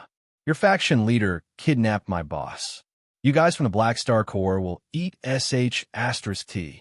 Get out of here, you from the central galaxy. The constellation corridor trembles. The players' discussions were quite joyful, and Han Shao had a smile on his face. While scrolling through the posts of the idiotic players, Han Shao noticed that a post was suddenly pushed to the top. The title was the meaning of ES God's fall, and its popularity was rapidly increasing. Opening the post, the ID of the player who posted it appeared.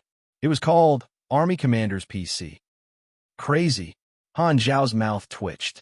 Being crazy was indeed the strength of the players. He was ashamed of his inferiority. After taking a deep breath, Han Shao looked at the content. Brothers of the Army, it seems like no one cares about ES God's fall. I was the same at first, but today I encountered a magical thing that made me realize that this incident has a special meaning. The situation is like this. I took a small mercenary mission a while ago and acted as a temporary guard for a long-distance travel ship. I was only responsible for escorting them through the Giberian star system. As you know, the galactic travel agencies love to hire people from the Black Star Corps the most. As long as there are members of the Army on board, most galactic pirates will not take the initiative to attack. There's nothing much to say about the process. The journey was very easy. I just browsed through the forums and arrived at my destination. After settling the payment, I disembarked at the dock. However, something unexpected happened. A few passengers from other star regions stopped me and gave me a few things. They asked me to pass them to the Army commander. Picture, picture, picture. As shown in the picture, these items were not valuable. They were just some simple handmade products. The item description said, "This is a gift filled with gratitude, so its nature should be similar to that of a silk banner." The interface also triggered the corresponding errand mission, picture. I did not communicate with them at all. They were the ones who took the initiative to find me. These passengers said that their civilization was once harmed by God, and many of their people died. They are extremely grateful to Black Star for eliminating God, so they made these gifts to express their gratitude. Seeing that I'm a member of the Black Star Corps, they wanted me to pass them to the Army commander. This is just the general idea. During the conversation, these passengers were very enthusiastic, holding my hand, crying and laughing. They kept thanking us, the Black Star Corps. I recorded the entire process, and I suggest everyone take a look. It's very moving. Although this is just a small mission, I feel a different meaning from it. In the entire universe, how many people were harmed by God is how many people are grateful to the Army commander. This number is terrifying just thinking about it. From this episode, I can understand the true meaning of God's fall. This is not an imaginary background story, but the dawn of justice for many destroyed races. The Army commander has done a great thing this time. To be honest, looking at the grateful faces of these few NPCs, I feel great. Brothers, I'm going to brag first. The Army commander is awesome. P.S. In order to express my admiration for the Army commander, I'll go to the market to buy a name change card and add the word big to my ID. Han Xiao scrolled down the post. This post attracted many players, and there were many replies. It's okay to add the word big. The OP has been exposed. He's really an anti-fan. I suspect you're behind this, but there's no evidence. I just watched the recording. You're full of emotions. I'll give you 100 points. Many players mocked, but there were also players who agreed with the OP. I'm reminded of the mutation disaster again. The Army commander took the initiative to enter the galaxy and bring back reinforcements for the mother planet.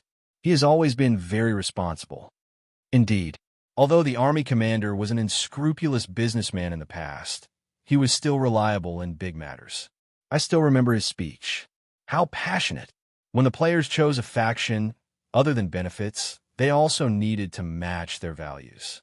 The players did not only do things for practical benefits, but also for psychological satisfaction. Han Zhao's actions had always left a good impression on the players. Many people chose to stay in the Black Star Corps not only for the high benefits, but also because they recognized Han Xiao as the leader of their faction. Now that Black Star had received the gratitude of countless races, the players also felt honored. Looking at the grateful faces of the few passengers in the video, many of them felt a sense of honor and accomplishment. After reading the post, Han Xiao scratched his head and realized that he had underestimated the influence of this matter. Just like what was said in the post, there were countless races in the universe that had been trampled on by God. Under the propaganda of the Red Empire, these survivors all treated him as their savior. This fame was different from his previous fame. Previously, the galactic residents' impression of him was only in terms of strength, status, and so on. They only knew that he was a powerful figure who walked the path of the upper echelons. However, the fall of God brought him the recognition of countless galactic residents. One of the functions of having the support of the people was to attract more talents to join him. After all, there would always be some people who could not be moved by benefits, and these people were usually talents. A universal legendary point is indeed not simple. God is really a treasure boy. Han Xiaoxin was overjoyed.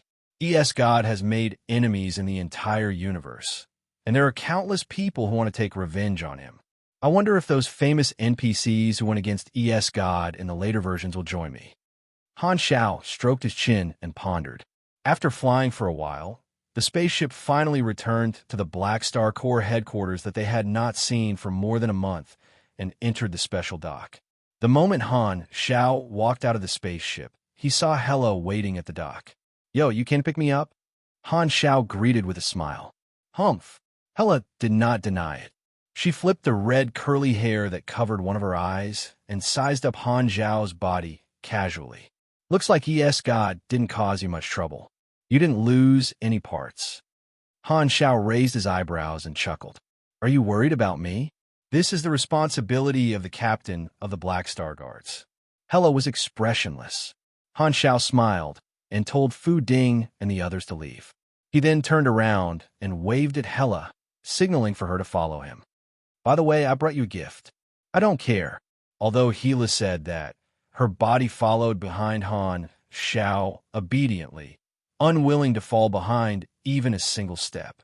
The two of them went all the way to the combat training room. Han Xiao closed the door, turned around, and smiled at Hela, who was standing with her arms crossed. "I got something interesting from God. It seems to be able to strengthen your Esper ability. You have the potential to become a Beyond Grade A, so this gift can make your path to Beyond Grade A smoother and increase your upper limit." Hela was passionate about power, and she raised her eyebrows. "Aren't you going to give this to teacher?" She probably won't be able to use it." Han Xiao shook his head. "Plus, you're my first choice. I thought of you immediately." The ability enhancement God Human Summon card could only be used 3 times. Han Xiao had already thought about it when he was on the ship. Hela's Esper ability potential was extremely high, and she was as confident, so it was very suitable for her to use it. The sooner Hela became a Beyond Grade A, the more beneficial it would be for him. "Humph." Hela's lips curled up into a happy smile, but it disappeared in an instant. She put down her arms and said, "All right, what do I have to do?" "Don't move. Let me do it." Han Xiao activated the ability enhancement character summon card, and God's shadow flashed behind him. He raised his hand, and dazzling white energy particles floated in his palm. He walked in front of Hela. He was more than half a head taller than Hela. He lowered his head and pointed at Hela's forehead. This energy flowed into Hela's 7 orifices and hovered in her brain. Hela groaned, her body trembled, and she fainted. Han Xiao was quick to react. He hugged her waist and supported her body. Using his energy to check Hela's condition, he estimated that she would not wake up anytime soon. She actually fainted. I thought it was similar to the Esper ability potential enhancement fluid. Han Xiao looked at Hela, who had collapsed in his arms, and shook his head. He exerted strength in his arms and lifted Hela onto his shoulders like he was carrying a sack. Leaving the training room, Han Xiao came to Hela's room, blacked out the door, and walked in. The layout of Hela's room was as simple as Han Xiao's. Han Xiao placed Hela on the bed and covered her with a blanket. Just as he was about to leave, he saw 3 photo frames on the table. Han Xiao looked at them carefully. The 3 photos were of Hela and Aurora, Ames, and himself. Other than that, there were no other decorations in the room. After standing there silently for a while, Han Xiao reached out and flipped a photo of himself and Hela over on the table. He then turned off the lights and walked out of the room. After a long time, Hela slowly opened her eyes and found herself lying in the room, covered with a blanket and dressed neatly. "He was the one who sent me here, right?" The drowsiness quickly faded. Hela sat up and rubbed her eyes. She immediately used her Esper ability and felt the changes in her ability. Her eyes flashed with emotion. "It's as magical as the evolution cube. It's easier to use my Esper ability, and the upper limit has also increased. I don't know how long I've slept. I'll go find him again." Hela lifted the blanket and got up. Only then did she find something out of place. One of the 3 photo frames she had placed on the table was upside down. Picking up the photo frame again, she found that it was a photo of herself and Han Xiao. Hela's eyes flickered, and the good mood of her Esper ability being strengthened disappeared. Humph. Chapter 897. Over the next month, Han Shao stayed in the army headquarters to rest and organize his gains. The dynasty's contribution points had increased by around 11,000 points. Together with the original 6,000 points, he was still a few hundred points away from 18,000. This number was a little awkward. If he exchanged for 2 ultimate knowledges, he would not be able to maintain the political asset effect. Therefore, Han Shao only exchanged for 1 new ultimate knowledge from the dynasty for the time being. Now that the most urgent threat, God, had been dealt with, the external environment had stabilized, and the dynasty had entered a stable period of development. The pressure on him had decreased by a lot, so he was not in a hurry to exchange for more knowledges. The main reason was that he had just defeated God, so Han Technician did not want to go out and do missions just to make up for those few hundred contribution points. He only wanted to stay at home for a while. After all, the contribution points were still there, and he could exchange for them at any time. Han Shao had already grasped 3 ultimate knowledges: endless material science, mechanical life tender, and virtual creator, 1 for each of the 3 branches. Energy, materials, and information had always been the 3 carriages of technological development. With both materials and information, Han Shao chose to exchange for the last ultimate knowledge of the energy branch, eternal energy. The name of this ultimate knowledge was quite intimidating, but its actual effect was not as exaggerated as eternal. It was not literally an endless source of energy, but it was very effective in increasing the combat power of a mechanic. The cutting-edge knowledge, abnormal state energy, allowed a mechanic to grasp the safe extraction technology of psionic energy, dark energy, antimatter, and other high-level energy sources. The new energy source allowed a mechanic to improve in all aspects. Eternal energy also allowed a mechanic to grasp the technology of new energy sources. At this point, technology and magic were different paths leading to the same goal. A mechanic, like a mage, had learned how to extract multidimensional energy. However, in terms of energy level, this was not a huge improvement. Multidimensional energy was not as powerful as psionic energy. It only expanded the choice of energy sources for a mechanic. The real focus of eternal energy was not to grasp new energy sources, but to improve the utilization of existing energy sources. Just like the advancement from nuclear fission to nuclear fusion, learning more advanced energy extraction methods would allow a mechanic to build a new generation of psionic and dark energy reactors, greatly increasing their output and making them more stable. The direct result was that the power of weapons, the strength of shields, and mechanical performance would all improve. This was the improvement brought about by the energy technology innovation. The new ultimate knowledge also gave Han Shao a new specialty and skill. Advanced Energy Controller. When using advanced energy, attack power bonus coefficient. 115x shield strength bonus coefficient. 12x plus 30 machinery core power output coefficient. Plus 20 energy innovation. Passive skill. This skill can only be leveled up by increasing the mastery level of eternal energy. Each level up will unlock more advanced energy technology and reactor blueprints. Knowledge is power. Energy was too important. No matter which branch a mechanic was from, it would be best if they maxed out eternal energy source. This was also one of the main reasons why the mechanic players had liver cirrhosis in the later stages of the game. If he didn't choose the energy branch during the job advancement, the triple cost of potential points was enough to make him want to die. Even Han Shao felt that it was a little strenuous. After he reached level 280, he had accumulated 21 potential points. Learning this knowledge required 24 potential points. He had raised a few skills to the maximum level to cover the learning cost, but to raise Eternal Energy Source from level 1 to level 5, he still needed 96 potential points, which meant that he had to raise all 96 blueprints to the maximum level. This was much more terrifying than the EXP required to level up. The power of a mechanic came from their knowledge, and it was not enough to just level up. Only by raising the level of their knowledges could they have stronger combat power. This was the foundation of a mechanic. Han Zhao's 4 ultimate knowledges were basically all at level 1. After his own level increased, he also had to consider leveling up his ultimate knowledges. Because of his unique leak advantage, he decided to level up all his ultimate knowledges as much as possible. This was destined to be a long process, but after it was completed, his combat power would definitely be off the charts. Other than planning for his own growth, Han Zhao also took care of his officers. He used the ability enhancement character summon card on Hela and Aurora. The former had a stable beyond grade A potential, while the latter had a strategic ability.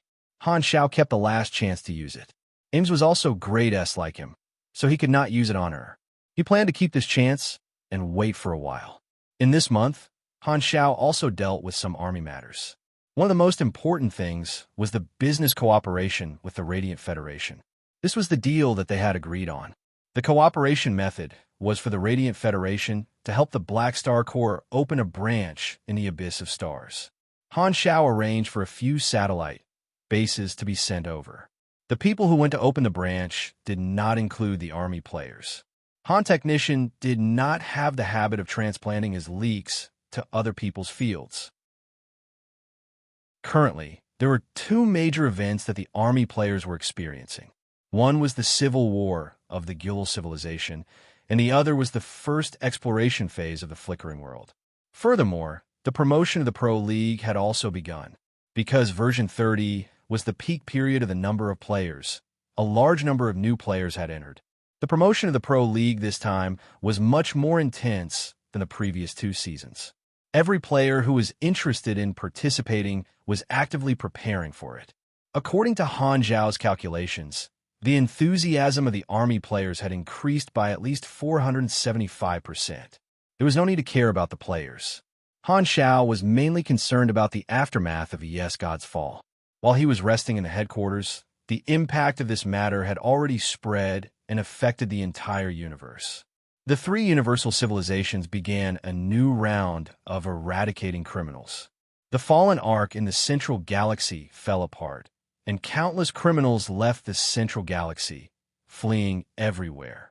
It was said that some organizations were actively recruiting these criminals to divide up God's forces. The Fallen Ark was the most famous criminal organization in this era, but it was not the only one. The universe was very large, and there were other large criminal organizations active in the various starfields. It was these people who were taking God's inheritance. The Black Star Corps was also affected. Sylvia's report showed that the number of new players joining the Black Star Corps had suddenly increased. It should be the effect of the universal legendary points that he had obtained. Most of the new recruits were victims of God, and 2 of them attracted Han Zhao's attention. In the reception room of the army headquarters, Shazik and Lothair sat opposite of Han Zhao. The 3 of them were sizing each other up. Han Zhao's gaze slowly swept across the 2 of them, and his thoughts could not be seen from his face. He slowly said, "Both of you are Calamity Grade Supers. Do you really want to join the Black Star Corps?" Shazik nodded and said with a deep voice, God destroyed my home, and the reason I'm alive is to take revenge on him. I once promised that as long as someone helps me take revenge, I'm willing to do anything for them. Lothair's face was covered by a mask, and his expression could not be seen. He nodded lightly in agreement. He was a man of few words, and his temperament was cold. In that case, on behalf of the Black Star Corps, I welcome the 2 of you to join us. Han Zhao smiled and nodded. Calamity Grade Supers were high-level combatants, and they would be popular in any organization. Naturally, he would not reject them. He valued these 2 not only because they were Calamity Grade Supers, but also because they were famous NPCs in his previous life. In his previous life, God had been active in many versions of the universe and made countless enemies. Shazik and Lothair were famous characters in God's original storyline, and they were both enemies of God. Shazik operated a gray transit station in the desolate universe belt of the Central Galaxy. It looked like he was providing services to criminals, but he was actually a hidden poisonous snake. During his period of operation, he secretly bribed the members of the Fallen Ark, secretly gathering intelligence and leaking it to the advanced civilizations. At the same time, he also secretly protected the various organizations that sought revenge on God, providing them with weapons and spaceships.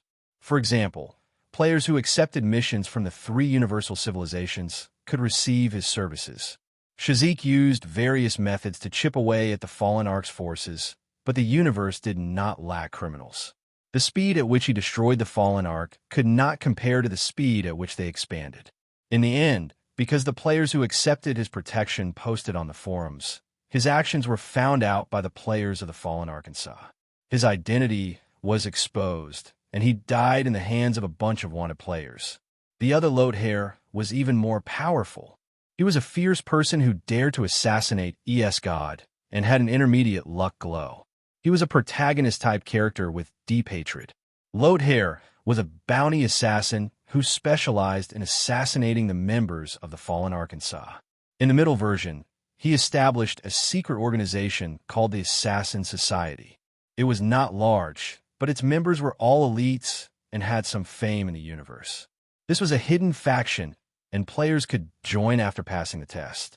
Inside, they could obtain the rare subclass Galactic Assassin and learn assassination skills from members. They could also trigger a Grade S hidden main storyline mission, Assassinate God. In Han Zhao's previous life, the Assassin Society was very popular. A portion of the lone wolf players liked the feeling of being an assassin, especially those who roamed the universe. This was because every action of theirs would have an impact. Some assassin players were passionate about assassinating all sorts of important people and enjoyed the impact they had. At his peak, Lothair had the strength of a beyond grade A seed. As an assassin who came and went like a shadow and was known for his lethality, his deterrence was much higher than a normal beyond grade A seed, far surpassing the likes of Hardaway. His ability as an assassin was one of the top in the universe. His end was rather tragic. Because he could not stand the harassment of the nightmare incubus, he finally went to assassinate God alone. In the end, the wind blew and the water turned cold. The hero did not return and died in God's hands. Based on his achievements in his previous life, Han Zhao valued Lothair's potential more. If he could ensure his loyalty, this guy would be worth nurturing. Thinking of Lothair's experience, Han Zhao had an idea. Apart from the Black Star Guards, I can add a small team. They don't need to stay by my side, but will operate in secret all year round. They'll only be responsible for me. They can be called Shadow Guards or Shadow Walkers. If Lothair established the Assassin Society like in his previous life, he might be able to attract a large number of lone wolf players and use them to accomplish some unspeakable goals. Just as Han Zhao was thinking, Shazik suddenly took out a data storage device and placed it on the table. "Your Excellency Black Star, this is my gift for meeting you." Hearing this, Han Zhao tilted his head and was a little curious. "What's inside?" "A part of God's inheritance," Shazik said in a low voice. "Before leaving the Central Galaxy, I used all my spies to loot a few of God's research bases and entered their database to copy some data. This is my proof of joining the army," Shazik said in a low voice. Han Zhao's eyes sparkled, and he looked at Shazik with admiration. This leak is so smart, even bringing his own fertilizer. He's reliable and a talent. The various organizations are dividing up God's assets. I didn't expect that I would be able to get a share of the inheritance by staying at home. Han Zhao shook his head and laughed. He raised his finger and shot out a stream of nanoparticles, which turned into a data interface and connected to the storage device. "Philip, read the data inside." "Okay, Han Zhao closed his eyes and entered the quantum network. His brain worked quickly, and with the help of Philip, he quickly read through the data that God had accumulated in the storage device. There were many good things inside, such as the confidential information of certain civilizations, blueprints of lost technologies, ancient secrets, research reports of special technologies, and so on. After browsing for a while, Han Zhao quickly found the information about the evolutionary civilization and was overjoyed. The reason he could carry the evolution cube was because of God. Now that he had the instruction manual of the evolutionary civilization, he could create the storage device himself. This solved a big problem, and he no longer had to worry about destroying the storage device to release the main body. Furthermore, there were many more ways to use the cube now. This information was invaluable to him. Good stuff. Han Xiao suppressed his excitement and quickly flipped through the other information. Suddenly, his eyes focused, and a piece of information attracted his attention. This is a clue to a super high-risk Esper ability. Chapter 898. Han Xiao frowned and read it carefully. This is the observation record and predicted coordinates of the primal chaos mysterious energy. Han Xiao narrowed his eyes. God had been trying to master a super high-risk Esper ability for many years. One method was to combine the abilities of various Esper abilities, and the other was to find the location of the super high-risk Esper ability. In a super high-risk Esper ability restriction treaty, not all abilities originated from the self-awakening of life forms. There was a super high-risk Esper ability that was extremely rare and unique, called primal Esper ability entities or possession Esper ability entities. It was an Esper ability life form that existed in the form of an energy field.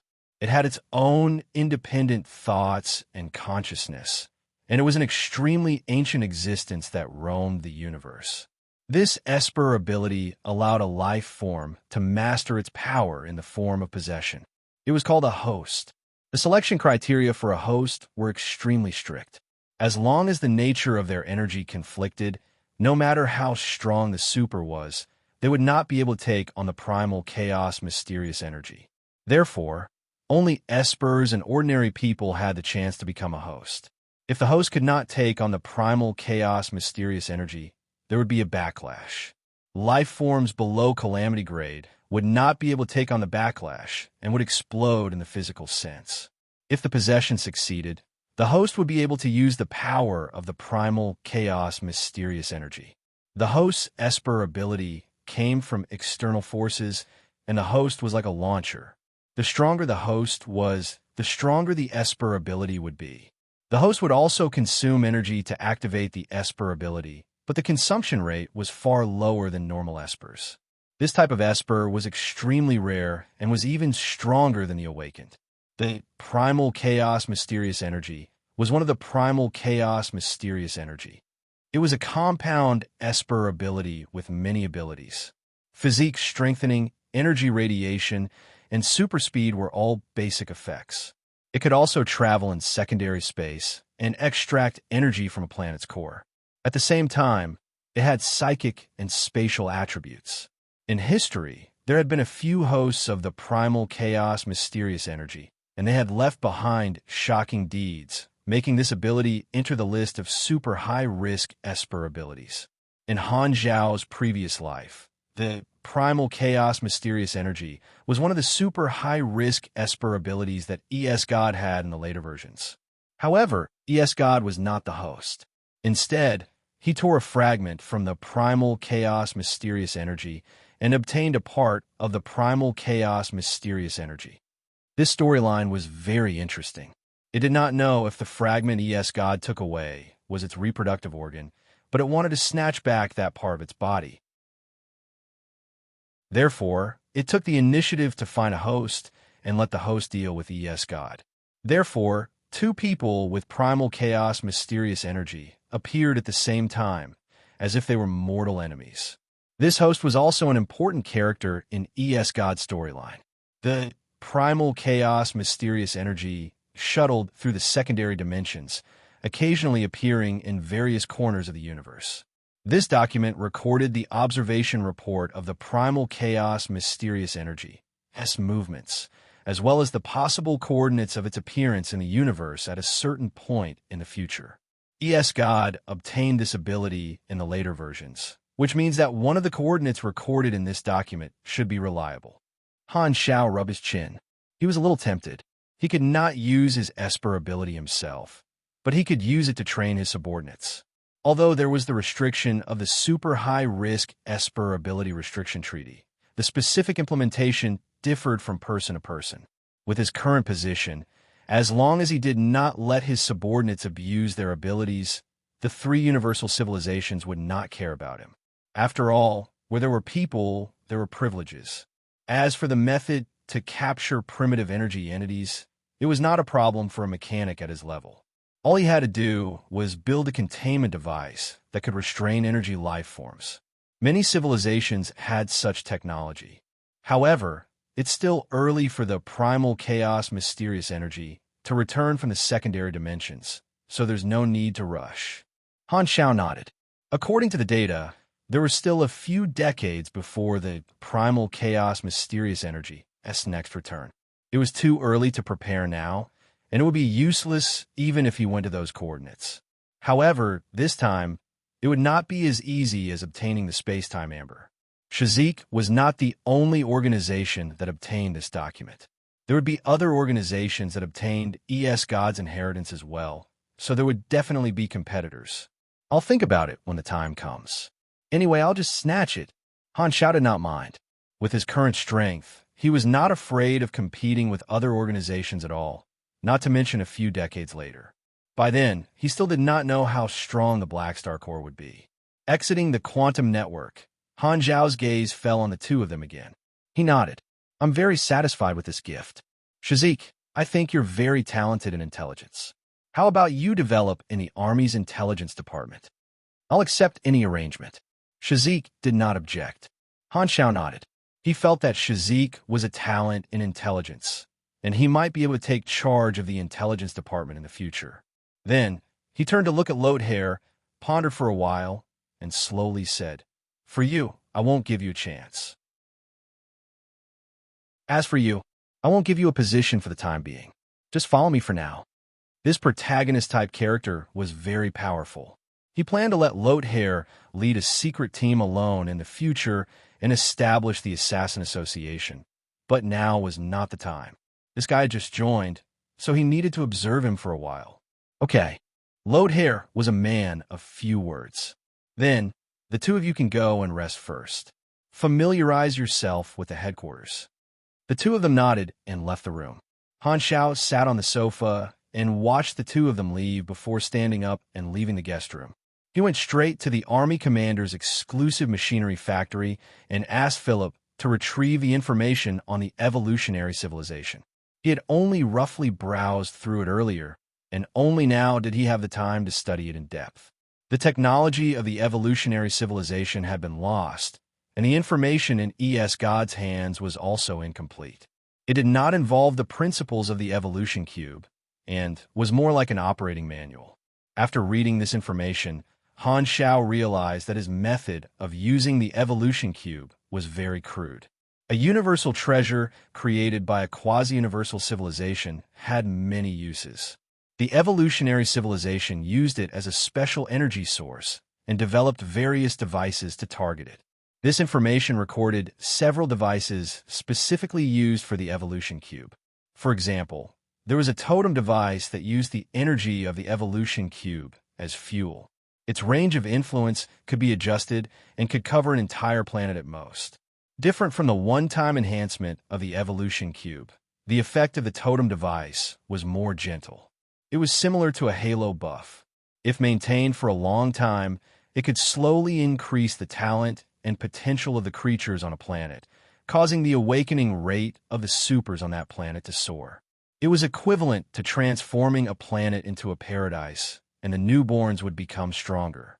There was only one evolution cube, but he could create as many totem devices as he wanted. They could be used as long as they were charged. In the past, the evolutionary civilization had used the totem device to increase the talent of the entire civilization. The efficiency was very high, and the results were controllable. This is good stuff. Han Zhao's eyes shone with the light of money. With such a totem device, the attractiveness of the evolution cube to the various civilizations increased by many times. Its commercial value and the value of connections were immeasurable. This was also useful to the Black Star Core. They could use it to slowly strengthen the planets where the various bases were located, greatly increasing the explosive rate of the training camps. There was also a device that could be worn at all times in the information called the Ovitan badge. It also used the evolution energy as fuel, and after activation, it could allow the wearer to undergo extreme evolution regardless of the consequences. It could turn an ordinary person into a biological mutant, and their combat power would reach grade C or even grade B. The effect was more powerful than any berserk-type drugs, and the duration ranged from a few hours to a few days. After the effect ended, the wearer would die due to genetic breakdown. It was also possible for a perfect evolver to directly break through the gene lock, but the probability was so small that it could be ignored. Only in the face of a great crisis would the evolutionary civilization use such a method with serious side effects. The side effects of the Ovidin badge were too great, and Han Shao immediately thought of the perfect user: the players. The Army's nuclear backpack had always been a popular product, and the players would most likely not mind the side effects of the Ovidin badge. With this, the death-seeking style is going to be popular again. In the future, when the Army players went out to fight, all of them will be able to transform into ugly mutants. Perhaps others would think that he was experimenting on the soldiers of the Army, and he would be considered to be from the evil faction. There were other ways to use this effect. God's information recorded an offensive method, which was a special ground-to-ground missile that carried the evolution energy similar to the effect of the Ovidin badge. After hitting the surface, the evolution energy would spread out, and the range would be tens of kilometers. All creatures contaminated by the evolution energy would become mutants, and their lives would enter the countdown of despair. The evolutionary civilization only needed to wait for their genes to collapse and die, and they would be able to easily take over the enemy's territory without damaging the buildings on the surface. It was like a biological weapon that could accurately kill creatures. What a terrifying weapon. Han Shao raised his brows. The evolutionary civilization had probably used this weapon many times during the exploration era. At the end of this information, there were also various techniques to establish a soul connection with the evolution cube. In the words of the evolutionary civilization, it was called resonance. The evolutionary civilization would not put away the universal treasures they created, but would make the best use of them. Every civilization guardian had to establish a soul connection with the evolution cube. This was a technique passed down from generation to generation. This makes things convenient for me. Han Zhao's eyes sparkled. Cisco's soul connection with the evolution cube had been removed, and the slot was empty. Having another soul connection with a universal treasure would also increase his strength. Speaking of which, this evolution cube had gone through who knew how many owners, and it was already a withered flower. The space-time amber was still the best. It gave him the first time. Han Shao hurriedly shook his head and threw these weird thoughts out of his mind. I finally have work to do. Let's mass-produce these devices first. Chapter 899. A few days later, in the Army Commander's machinery factory, Han Shao had built a production line for the totem device and the Ovidin badge, according to the information. It was fully automated, and new products were produced every second, automatically delivered to the warehouse that Han Shao had specially allocated. As for the genetic collapse missile, he had not put it into mass production for the time being and had only built a test product. Han Shao took out 3 samples to test. The totem device was a black cylinder that was 5 meters tall and 2 meters in diameter. It had a large base, and the surface of the cylinder was engraved with silver energy circuits. It was not charged at this time and was in an inactive state. The Ovidin badge was half the size of a palm and did not look very eye-catching. Han Shao used his finger to draw the pattern of the passkey on the base of the totem device. The totem device let out a hiss, and the surface of the base rotated more than half a circle, revealing a black groove. This was the interface of the energy circuit, which was used to fill the fuel. Han Shao took out the portable storage device of the evolution cube, activated it, and directed a black snake-like evolution energy into the groove at the base of the totem device. The next moment, the totem device suddenly vibrated. As soon as the fuel was filled, the totem device was activated. The silver energy circuits on the surface of the cylinder lit up from bottom to top, and started to flicker slowly. The frequency was like breathing. This evolution energy underwent a series of transformations within the totem device and was constantly diluted. It turned from highly concentrated energy into invisible radiation, which was then released by the totem device at a constant output. The totem device needs to be charged before it can be used. This evolutionary energy can allow it to operate for more than 10 days. The more fuel you put in, the longer it can last. The upper limit of a totem device's fuel storage is 20 years of operation. The evolutionary civilization charges it once every 20 years. Han Xiao carefully observed the operation of the totem device. In his senses, the totem device had become a source of radiation, constantly emitting diluted evolution energy radiation. Its range of influence was rapidly expanding.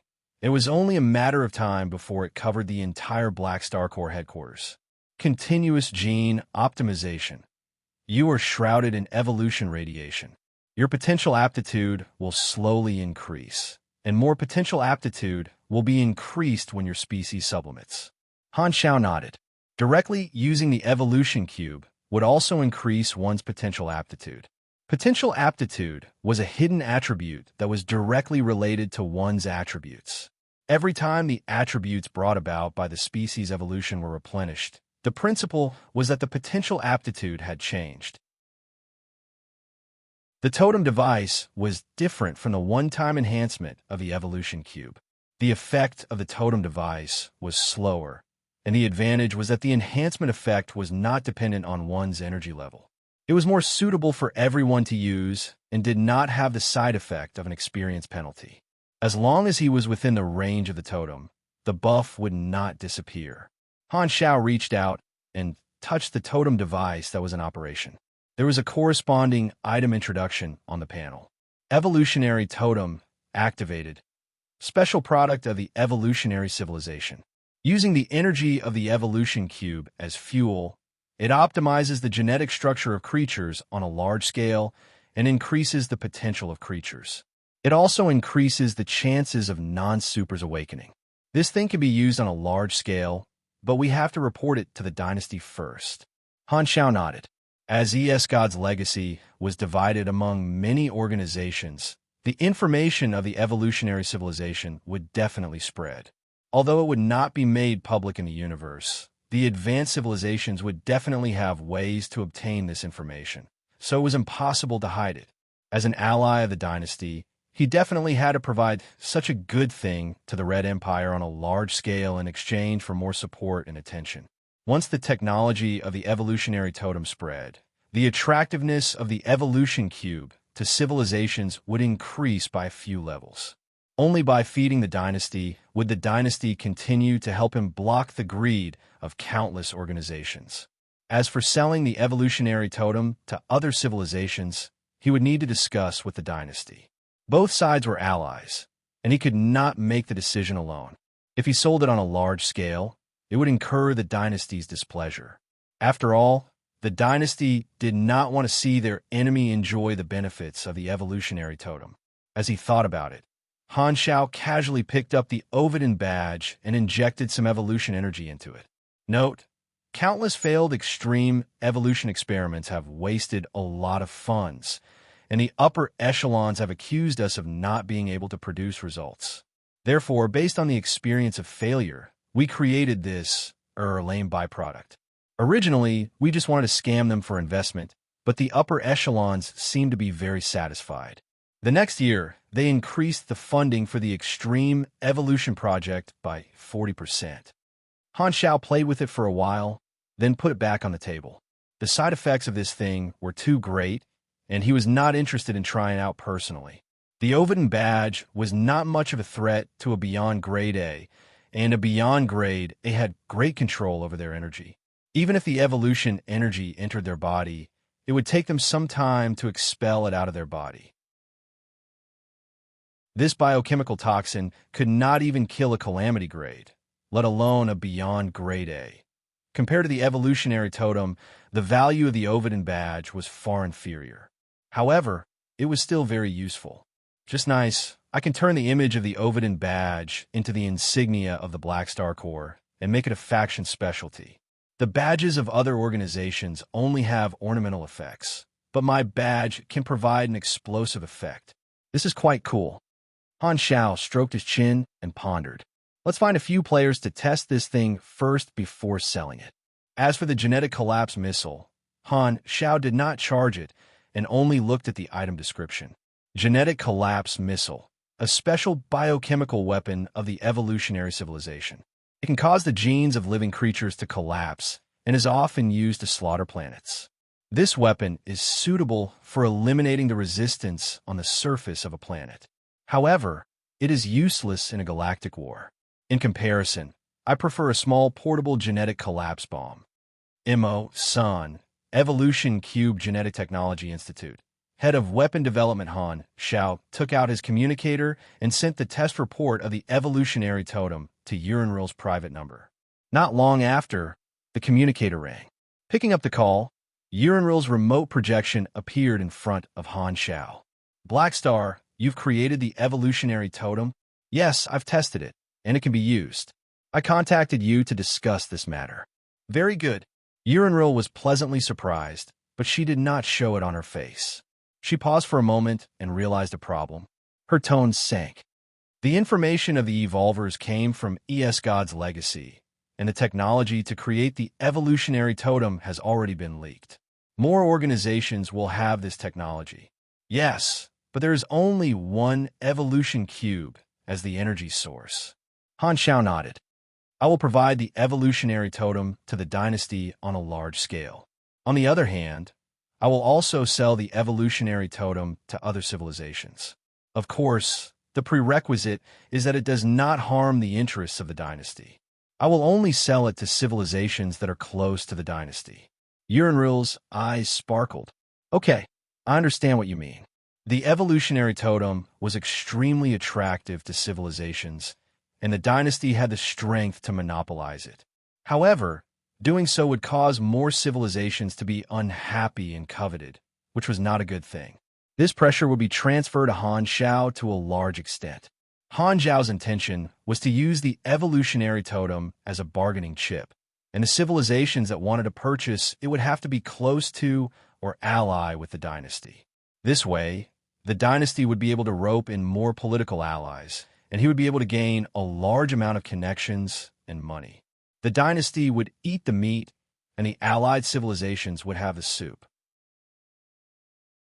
If the other civilizations saw the way to obtain the evolutionary totem, the pressure on him would be greatly reduced. Furthermore, this was not a one-time deal. The evolutionary totem required fuel to operate, or it would not be usable. Thus, the civilizations that purchased it would have to maintain a long-term relationship with Han Xiao. They would have to renew the contract with him time and time again to recharge the evolutionary totem. The profits would be endless, and the value of the evolutionary totem would be reduced to a certain extent. Even if some civilizations bought it from the black market, they would not be able to use it forever. Urinril considered for a while and agreed to this plan. After all, the totem was not a military weapon, but something that would benefit the people. The advanced civilizations would all research genetic technology, but they were not as advanced as the evolutionary civilization. Thus, the totem was not as sensitive. Monopolizing it would be good, but it would be attacked politically. If it was a situation where one party dominated, the dynasty could ignore the opinions of the other civilizations. However, there were still Radiance and Ethereal on the same level, and she had to consider this point. Han Zhao's plan was a win-win situation to a certain extent. The two of them discussed for a while and reached a consensus. The rest of the details of the cooperation would be left to their subordinates. After ending the call, Han Xiao thought for a moment before opening the faction interface and issuing a mission. Product Tester. Mission Introduction. Black Star has recently developed a new product and requires volunteers to test it at the headquarters. There's a risk of death. Mission Requirements. Help Black Star test the product. Reward. 100,000 experience. 500 Black Star core contribution points. 50,000 Aina's remarks. Only 10 people are allowed to complete this mission. The test will begin in 3 hours. If you fail to complete this mission, minus 1,000 contribution points, and minus 20 Black Star favorability points. There were only 10 missions, and as soon as they were released, they were all accepted by people. 3 hours later, the 10 players arrived at the testing ground indicated by Philip and looked around. One of them was Pork Bun. The fall of ES God made him smell the scent of news, so he rushed back to wait for Han Xiao. He had been staying in the headquarters recently and was just in time for the mission. Pork Bun, you're in the headquarters too? You dog, hurry up and update. Are you afraid of a blade in front of you? The other 9 players also greeted Bun Hit Dog in a physical way. The Black Star series had been updated so many times, and it had already attracted a large number of fans. Bun Hit Dog was more or less a celebrity among the players. No matter where he was, he would always meet a large group of people who wanted him to update the series. After messing around for a while, the door opened again, and Han Xiao walked in with his hand behind his back. Hello, Army Commander. Bun Hit Dog hurriedly broke free from the burly men all over him and greeted him in a very obsequious manner. He had a smile on his face that deserved a beating. Oh, it's you. Long time no see. Han Xiao patted his shoulder. Pork Bun immediately felt energized and a sense of accomplishment. Han Xiao turned around to look at everyone, coughed, and slowly said, Since everyone is here, let's begin. The product we're going to test this time might have a huge side effect. As he said that, Han Xiao took out 10 fully charged oven badges and changed the pattern to the Black Star core emblem. The 10 players received 1 badge and browsed through the item introduction. Seeing the introduction, Pork Bun's eyes lit up, and he immediately turned on the recording function. Now, even the players knew that the evolution cube was in the hands of their army commander, but Black Star did not let the players use it on a large scale. Pork Bun felt that the appearance of the Ovidin badges might be a sign that the evolution cube was going to be popularized. Let's begin when you're ready. Han Xiao nodded. Everyone looked at each other and put on the Ovidin badges without hesitation. Although the side effect of the item was certain death, the mission reward was 50,000 anus. Even to the current players, it was not a small sum. It was still quite profitable. The first player to use the Ovidin badge immediately experienced an earth-shattering change in his body. His flesh and blood multiplied, and bone spikes protruded from his body. His body swelled up like a balloon, and he quickly turned into a 5-meter-tall, mutated creature. He looked like a monster with tumors all over his body, and the skin on his face was torn apart by his bulging muscles. He looked extremely terrifying. The other 9 people were stunned and subconsciously stopped their actions of activating the badges. However, before they could say anything, the player who had turned into a mutated creature screamed, "What the F***CK? What the hell did I turn into?"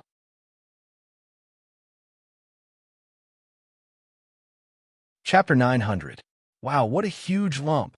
This one is quite interesting. It has a deja vu of Ultraman's transformation device. He looks like a Resident Evil transformation device, no matter how I look at it. He really does look like a crawler. What crawler? This is a tyrant. Bullsh asterisk T, look at that sexy bone spike. It's obviously an abomination. Don't try to fool me. This is clearly a Balala little monster transformation. The other players regained their senses, and their eyes lit up as they surrounded the abomination. Their height only reached up to the abomination's crotch, and they poked the abomination's body like dwarves surrounding a giant. Hey, don't touch but with your little hands. If you're so curious, why don't you transform yourselves? Flustered and exasperated, the player swung his palm out like a sledgehammer, sending the surrounding players flying and crashing into the metal wall with a loud bang, leaving a shallow dent in the wall. The few players who were sent flying were not angry. They quickly got up, patted their arms and knees, and spat out a mouthful of blood. They then happily surrounded the abomination again. That hit just now gave me a crushing damage. That's fierce. Quick, put up the attribute panel. The others surrounded the abomination and made a ruckus. Han Xiao observed from the side, and his eyes lit up. The Ovidin badge was a device that had been modified many times. The evolutionary civilization would not create soldiers without intelligence. The abomination would retain a certain level of consciousness and would not enter the chaos state. However, their intelligence and mental resistance would plummet, and they would only be able to make simple judgments. However, due to the uniqueness of the players, after using the Ovidin badge, their consciousness would not change. This proved that the players were the perfect candidates to use the Ovidin badge. With complete intelligence, they would be able to unleash the full power of the ultimate evolution. Han Xiao coughed and interrupted the conversation. He walked over and asked, "How do you feel now? Can you still control your body?" "Yes." The abomination made a few movements out of curiosity, showing an astonishing agility. He then used his nails to scratch his bald head. Han Xiao nodded. With a flick of his finger, nanoparticles slid out from his sleeves and turned into metal needles. "Don't move. Let me check your body." As he spoke, Han Xiao pierced the needle into the aberration's body and triggered the damage. A combat notification popped up on the interface. Glancing at it, the effects of the Ovidin badge appeared in the player's status bar in the form of a buff. Extreme Evolution, Aberration. Your genes have been modified by the Ovidin badge, and your class has temporarily changed to High-Level Creature Aberration. Your base ENE bonus has been changed to 1, 200 plus 30% STR, DX, and END, minus 50% INT, MYS, and CHA. Bonus stats, plus 240 STR, plus 200 DX, plus 200 END, minus 300 INT, minus 300 MYS, minus 500 CHA. Your total physical resistance bonus has been increased by 1, 3x, and your total mental resistance bonus has been increased by 0, 4x. Your HP and stamina recovery rate has been increased by 200%. You will lose 300 to 600 HP every minute, and your HP recovery rate will be decreased by 30 to 60% every half hour. Maximum HP will be decreased by 10,000 to 20,000 every hour. Efficiency of using any non-melee equipment in this state minus 90%, including but not limited to mechanical devices, magic items, firearms, etc. Some incompatible skills and abilities will be temporarily frozen, unusable. Plus 100% cost of using skills. Your melee attacks will have cleave and horizontal sweep effects. Plus 70% melee attack power. Plus 25% base success rate of strength suppression and strength crush. Remarks. Dance to your heart's content before death catches up with you. Wow, these effects are amazing. Han Xiao perked up and quickly analyzed the situation. The aberration was clearly a melee type. The evolutionary civilization had set the Ovidin badge as a genetic evolution direction, which was mainly to strengthen the body. It was weaker in terms of magic and mental strength. After all, the original intention of designing the Ovidin badge was to deceive investors. Cough, cough. It was to make everyone a soldier. Thus, strengthening the body was the best way for ordinary people to quickly become strong. After the transformation, the biggest advantage would be the tankiness. In version 3.0, the player's level limit was 120. Han Xiao recalled that when he was at level 120, his HP was close to 30,000. The players did not have the molding talent life strengthening, so their HP was around 10,000. The base ENE bonus was 150, and this transformation would increase the ENE bonus by 4 times. Just the additional ENE bonus alone would increase the player's HP by 40,000. Coupled with the hundreds of ENE points that the level 120 players already had, their HP could exceed 100,000. In terms of HP alone, it was comparable to the HP of a normal Calamity grade. Ordinary level 120 players would only have a few hundred attribute points if they didn't break the 1,000 mark. Their strength, agility, and endurance attributes would be doubled. The benefits of the transformation were obvious. When the player's HP was low, they would have a chance of turning the tables. The weakness was also obvious. Intelligence and MYS were too heavily reduced, and their mental resistance was too low. Not only would they not be able to reduce the damage, but they would also receive additional damage. Furthermore, many of the skills that were frozen were long-range abilities, so the aberration's long-range combat ability was very weak. If they did not drag the opponent to the ground and engage in melee combat, they would be easily kited by the enemy. Just as he was browsing through the combat information, Pork Bun and the others also saw the attributes shared by the aberration players, and they were all extremely excited. Holy sh*T, this is too strong. Although it's ugly to the core, I can do it.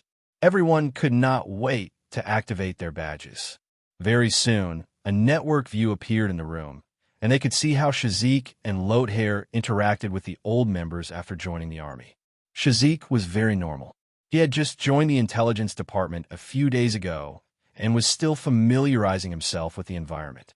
He was getting along quite well with the department head, but he did not have a sense of presence. However, this was not a disadvantage.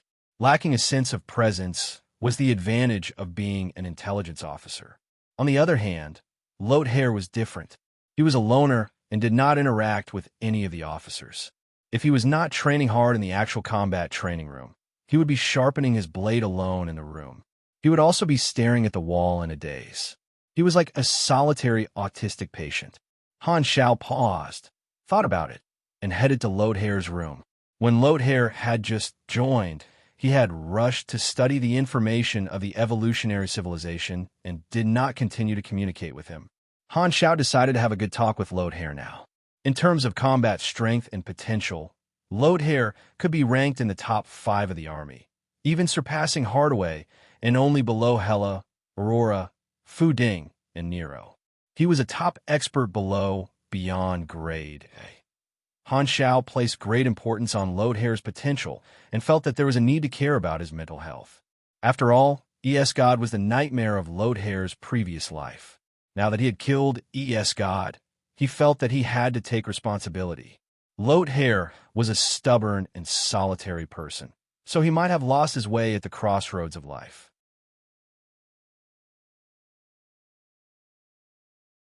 Chapter 901. He stared at the tip of the blade, and his fingers slid across the blade. The cold and sharp sensation traveled to his brain through his nerve endings.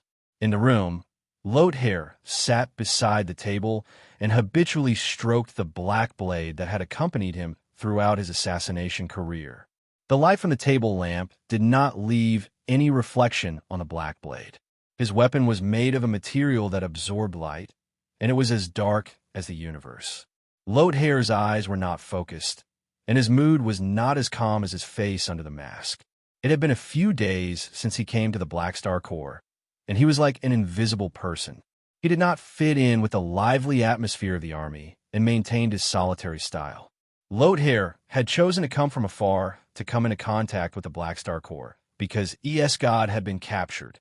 On one hand, he wanted to see what kind of person Black Star, who had defeated God, was. On the other hand, it was because he was lost. God had taken away his innate talent and had always been his nightmare. Loathair did not like to sleep because he would be woken up by nightmares every night. Assassinating God was his only goal. Now, God had been defeated by someone else, and he had lost the chance to take revenge. Loathair did not have any other hobbies, and all his friends were dead. He was a loner and did not like to communicate with others. He did not have any ambition and did not know what he wanted to do in the future.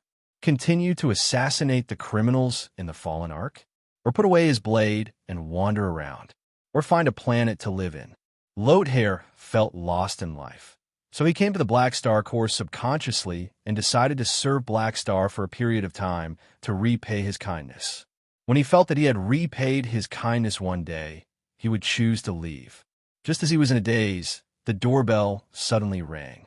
Loathair came back to his senses and subconsciously tightened his grip on the blade in his hand. Then he realized that he was in a very safe situation and loosened his grip. He sheathed the black blade, got up, and opened the door. It was Black Star outside. The two of them looked at each other in silence for a while before Loathair slowly spoke. "What's the matter? We haven't had a good talk yet. I happen to be free now, Do you want to stand at the door and talk to me? Han Xiao nodded. Lodehair paused and moved to the side to open the door. Han Xiao stepped in and casually glanced around the room. Then he sat on the sofa in the living room and gestured to Lodehair to sit down. When Lodehair sat across from him, Han Xiao stared at him and muttered, "That's right. I've been paying attention to you. From the resume you submitted, you're a powerful calamity grade assassin. I think highly of you, so I wasn't in a hurry to assign you a position." "Yes." Han Xiao tilted his head. "You don't seem to like talking much." "Yes." Lodehair replied faintly. Han Xiao smiled. "It doesn't feel good to be confused." Hearing this, Lodehair's brows twitched. "Believe me, I understand your thoughts. You're different from Shazik. He truly wants to repay me, but I can tell that you're different. Your target is only Yes God. Now that you've lost your enemy, you don't know what you should do. That's why you decided to work for me for a while, right?" Han Xiao spoke slowly. The resume Lodehair submitted did not include anything about his past, but because of the information from his previous life, Han Xiao was very clear about Lodehair's experience and personality, so he could easily infer his thoughts. "Yes." Lodehair exhaled and nodded. "I can tell that you're obsessed with ES God, so I'm guessing that your hatred for ES God isn't just the destruction of your home. You might have faced ES God and seen how terrifying he is, and he became your nightmare." Lodehair's eyes widened in shock. These were all secrets he had hidden in his heart and had not written in his resume. He rarely revealed them to outsiders, so how did Black Star see through them? The conversation between the two of them could be counted on one hand. Could Black Star's perception be so terrifying that he could guess my thoughts and past so accurately after only meeting a few times? "You're right. I met ES God before. I'm an Esper whose ability was taken away by him." Lodehair suppressed the shock in his heart and maintained his expressionless face. "Then, you're really lucky to still be alive." He knew that Lodehair's hatred for ES God was even deeper. After all, anyone would be unhappy to have their innate ability taken away. Even though Lodehair had changed his fate and obtained the same strength, he still held a grudge against ES God. Han Xiao consoled him. "Then, you must have suffered a lot to obtain your current strength." Hearing this, Lodehair's eyes flickered for a moment, as if he had fallen into some bad memories. However, he quickly recovered and lowered his head without saying anything. A strange feeling spread in his heart. He had been alone for so many years without any friends or partners, but now he realized that Han Xiao understood him. Hearing his consolation and seeing his sincere smile, Lodehair felt a little touched. "How long has it been since someone cared about me?" If an ordinary person said this, Lodehair would not think too much. As a Calamity Grade Super, he would not be so easily persuaded. However, Black Star was a beyond Grade A. In front of him, a Calamity Grade Super was just a little brother. Black Star was a big shot far above him. Receiving the concern of a big shot, Lodehair's reaction intensified. In fact, there was another reason. In order to open Lodehair's heart, Han Xiao had activated Chun Xing's character summon card when he spoke. Looking back with a smile. Effect, plus 688 charm. Reality proved that it was quite effective. Lodehair took a deep breath, suppressed his emotions, and replied with a hoarse voice, "It's all in the past." Han Xiao shook his head. While the character summon card was still effective, he leaned forward and said softly, "Don't hold it in. You don't have to keep it to yourself. You may be used to being alone, but you have to realize that no matter what happens in the future, you are no longer alone. I am your boss, and I hope to know more about your experience." Lodehair's throat moved slightly, and he fell silent for a while. He was originally a little reluctant, but thinking that Black Star was his benefactor, he made the decision and slowly told him about his past. Because he had not spoken so much in a long time, he was a little shaky at first, but he soon immersed himself in his emotions. In the past, Lodehair did not have anyone to confide in, so he had always sealed his past in his heart. Now that he was saying it all out, his mood was indeed much more relaxed. Han Xiao listened quietly. In fact, he basically understood what Lodehair said. The main reason he wanted him to say it was to let him open his heart and increase his favorability. After all, Lothair had just joined and did not have any emotional foundation, so his loyalty would not fall from the sky. This was something that needed to be nurtured slowly. That's right. I value you a lot. If you want, I'm willing to listen. Han Shao nodded. Thank you. Lothair let out a breath of turbid air and felt his body relax a little. The fear of God in his heart seemed to have been diluted a little. He was a little flattered that a big shot like Black Star was willing to talk to him. That's all for today. Han Shao stood up and smiled. I hope that one day in the future, I can rely on you without worry. Although Lothair was still a man of few words, his tone was completely different and not as cold. Cheer up. I'll arrange a mission for you in a while. Don't be listless then. Bye. Han Shao walked to the door and waved his hands with his back facing him. Lothair leaned against the door and watched as Han Shao disappeared around the corner. He felt much more relaxed. His decision to join the Black Star Corps did not seem too bad. A few days later, the production line of the logistics department produced a large number of Black Star Corps badges, Evolution. After Han Shao finished charging them, they officially started to ship them out. Some of the players who had nothing to do went back to the headquarters to get the goods. As for the buyers in the Gyul civilization battlefield, they went through the logistics department of the army to get the goods.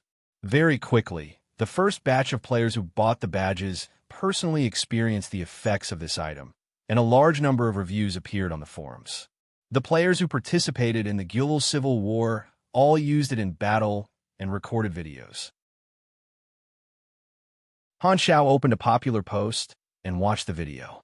On the screen was an airdrop battle, and the players were clearing out the resistance forces in the city. In a certain plaza, there was a war fortress with a large number of ancient Emperor Party troops stationed there. The firepower was ferocious, and the charging players were all killed. The players were suppressed to the point that they could only hide. The participating players discussed for a while, and 10 players wearing the Black Star Corps badges, Evolution, stood up and raised their badges. Ultraman, transform. A player who seemed to be a pugilist roared. The next moment, the bodies of the 10 players swelled up, and they turned into high-level, mutated creatures. Rua, 10 gigantic aberrations rushed out at the same time. Braving the cannon fire, they charged at high speed on all fours. Their powerful vitality withstood the concentrated fire, and when the enemy saw a group of monsters breaking through the firepower, the fear on their faces could be clearly seen. 2 of the aberrations were shot to pieces while they were charging. The rest of the aberrations rushed into the enemy's camp, smashing through hover tanks one after another and collapsing war bunkers. Their gigantic arms and sharp claws activated their peerless flurry mode. Blood and flesh flew everywhere. Fist of the testicles. Main question personally experienced, the combat effect of the extreme evolution is off the charts, and the mutated creatures are too meaty. It's really suitable for attacking. Maple Moon, although it's a little ugly, it's really useful. Moon Shadow Stream. It's not bad, but it's still very expensive. It costs 5,000 anas to recharge. Moist Moonstar. Think about it. How can you become stronger without recharging? Black Star smiles. Even more players use the badges in dungeons. The mutated creatures were too suitable to be the main tank, and it was perfect for tanking bosses. Badge holders instantly became the most popular party to raid dungeons. Basically, every team would bring along a badge holder. Some players saw the business opportunity and gathered money to buy the badges. They then joined the dungeon teams in the form of employment, charging a fee that was only higher than the recharging price. It was specifically for the players who could not afford the badges. The players were very active, and the forums quickly discussed all sorts of ways to use the badges. Han Shao curiously paid attention to it for a while before closing the forums.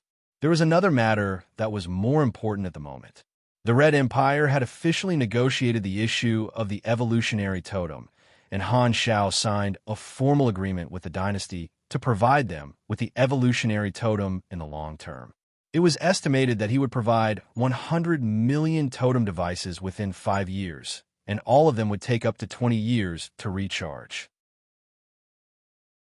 The dynasty would pay for the manufacturing cost and the fuel fee. Because of the relationship between the two parties, Han Shao would not be able to earn much from the dynasty. His targets were the other civilizations. One of the important terms of the agreement was that Han Shao had the right to sell the evolutionary totem to other allied civilizations, and all the profits would go to the Black Star Core. The dynasty did not wait for God's legacy to slowly reveal itself, but took the initiative to announce the existence of the evolutionary totem to the entire universe. Countless civilizations were excited. Those civilizations that had already cooperated with Han Shao in the Shattered Star Ring were also shocked. No matter how they looked at it, the evolution cube was far less valuable than the evolutionary totem. Countless civilizations could no longer sit still, and the army's number was about to explode with calls. Countless people contacted Han Shao, hoping to purchase the evolutionary totem. Han Shao got Philip to post the agreement with the dynasty and told these civilizations that as long as they obtained the dynasty's approval, they would be able to purchase the evolutionary totem, throwing the problem and pressure to the dynasty. As for the allied civilizations that had already joined the alliance, Han Shao directly made deals with them and signed multiple agreements to purchase large quantities of totem devices. The number of totem devices that were pre-sold reached tens of millions, and his business spread throughout the various star fields. His price for the evolutionary totem was not as cheap as the Ovidin badge. Because of this deal, the Black Star Core made a huge profit, and their cash flow became extremely abundant. The evolutionary totem had become the stable faction specialty of the Black Star Core, and such high profits would naturally make many organizations jealous. However, the combination of the Black Star Core and the Red Empire was more than enough to make most organizations give up on such thoughts.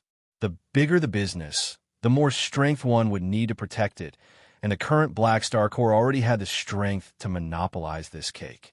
Just the Black Star Core alone was the tyrant of the Shattered Star Ring. Countless local civilizations were partners of the army, and their strength was extremely large. A beyond grade A organization of this level was already at the top of the food chain in the universe. Furthermore, the owner of the Evolution Cube was Black Star. After the battle on Planet Lighthouse and the fall of God, the entire universe knew that he was extremely difficult to deal with. Even the Arcane Church and God had fallen, so not many people were confident that they could deal with him. Furthermore, the Black Star was not alone in the Shattered Star Ring.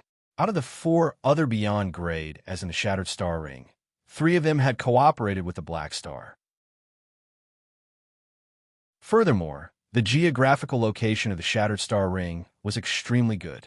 It was adjacent to the Flickering World, and the dynasty had more than 100 million fleets in the Flickering World. They could reinforce the Shattered Star Ring at any time, and even the owner of the Shattered Star Ring, the Radiant Federation, turned a blind eye to it. Not many organizations dared to mess around in the Shattered Star Ring. Due to all kinds of considerations, no organization dared to act rashly and take the risk, silently agreeing to the trading rules set by the dynasty. Of course, Han Shao would not forget about his own people. Every army division and training camp was equipped with an evolutionary totem. Blue Star, where Bennett was, also received the benefits of an evolutionary totem for free. Han Shao did not forget about the Black Spirit race either. He specially sent an apostle weapon to plant an evolutionary totem and brought some mechanical troops to guard the planet where the Black Spirit race was located. Seeing that their archenemy had made a fortune through the evolution cube, the Star Pupil Protoss were extremely annoyed. Originally, the criticism of Cisco had decreased a lot, but seeing how the Black Star Core was doing so well, many people were heartbroken and blamed Cisco for missing the opportunity to develop their civilization. The scolding within the civilization made Cisco feel very depressed. Heber of the Bloodshed Land also felt very uncomfortable. He felt that his position in the Shattered Star Ring was becoming more and more unstable, but there was nothing he could do about it. He could only watch as Han Shao wantonly pulled in other organizations, and his heart was as sour as a lemon. Just as the evolutionary totem was attracting a lot of attention in the entire universe, Han Xiao received a special invitation for a battle. It was from Ames.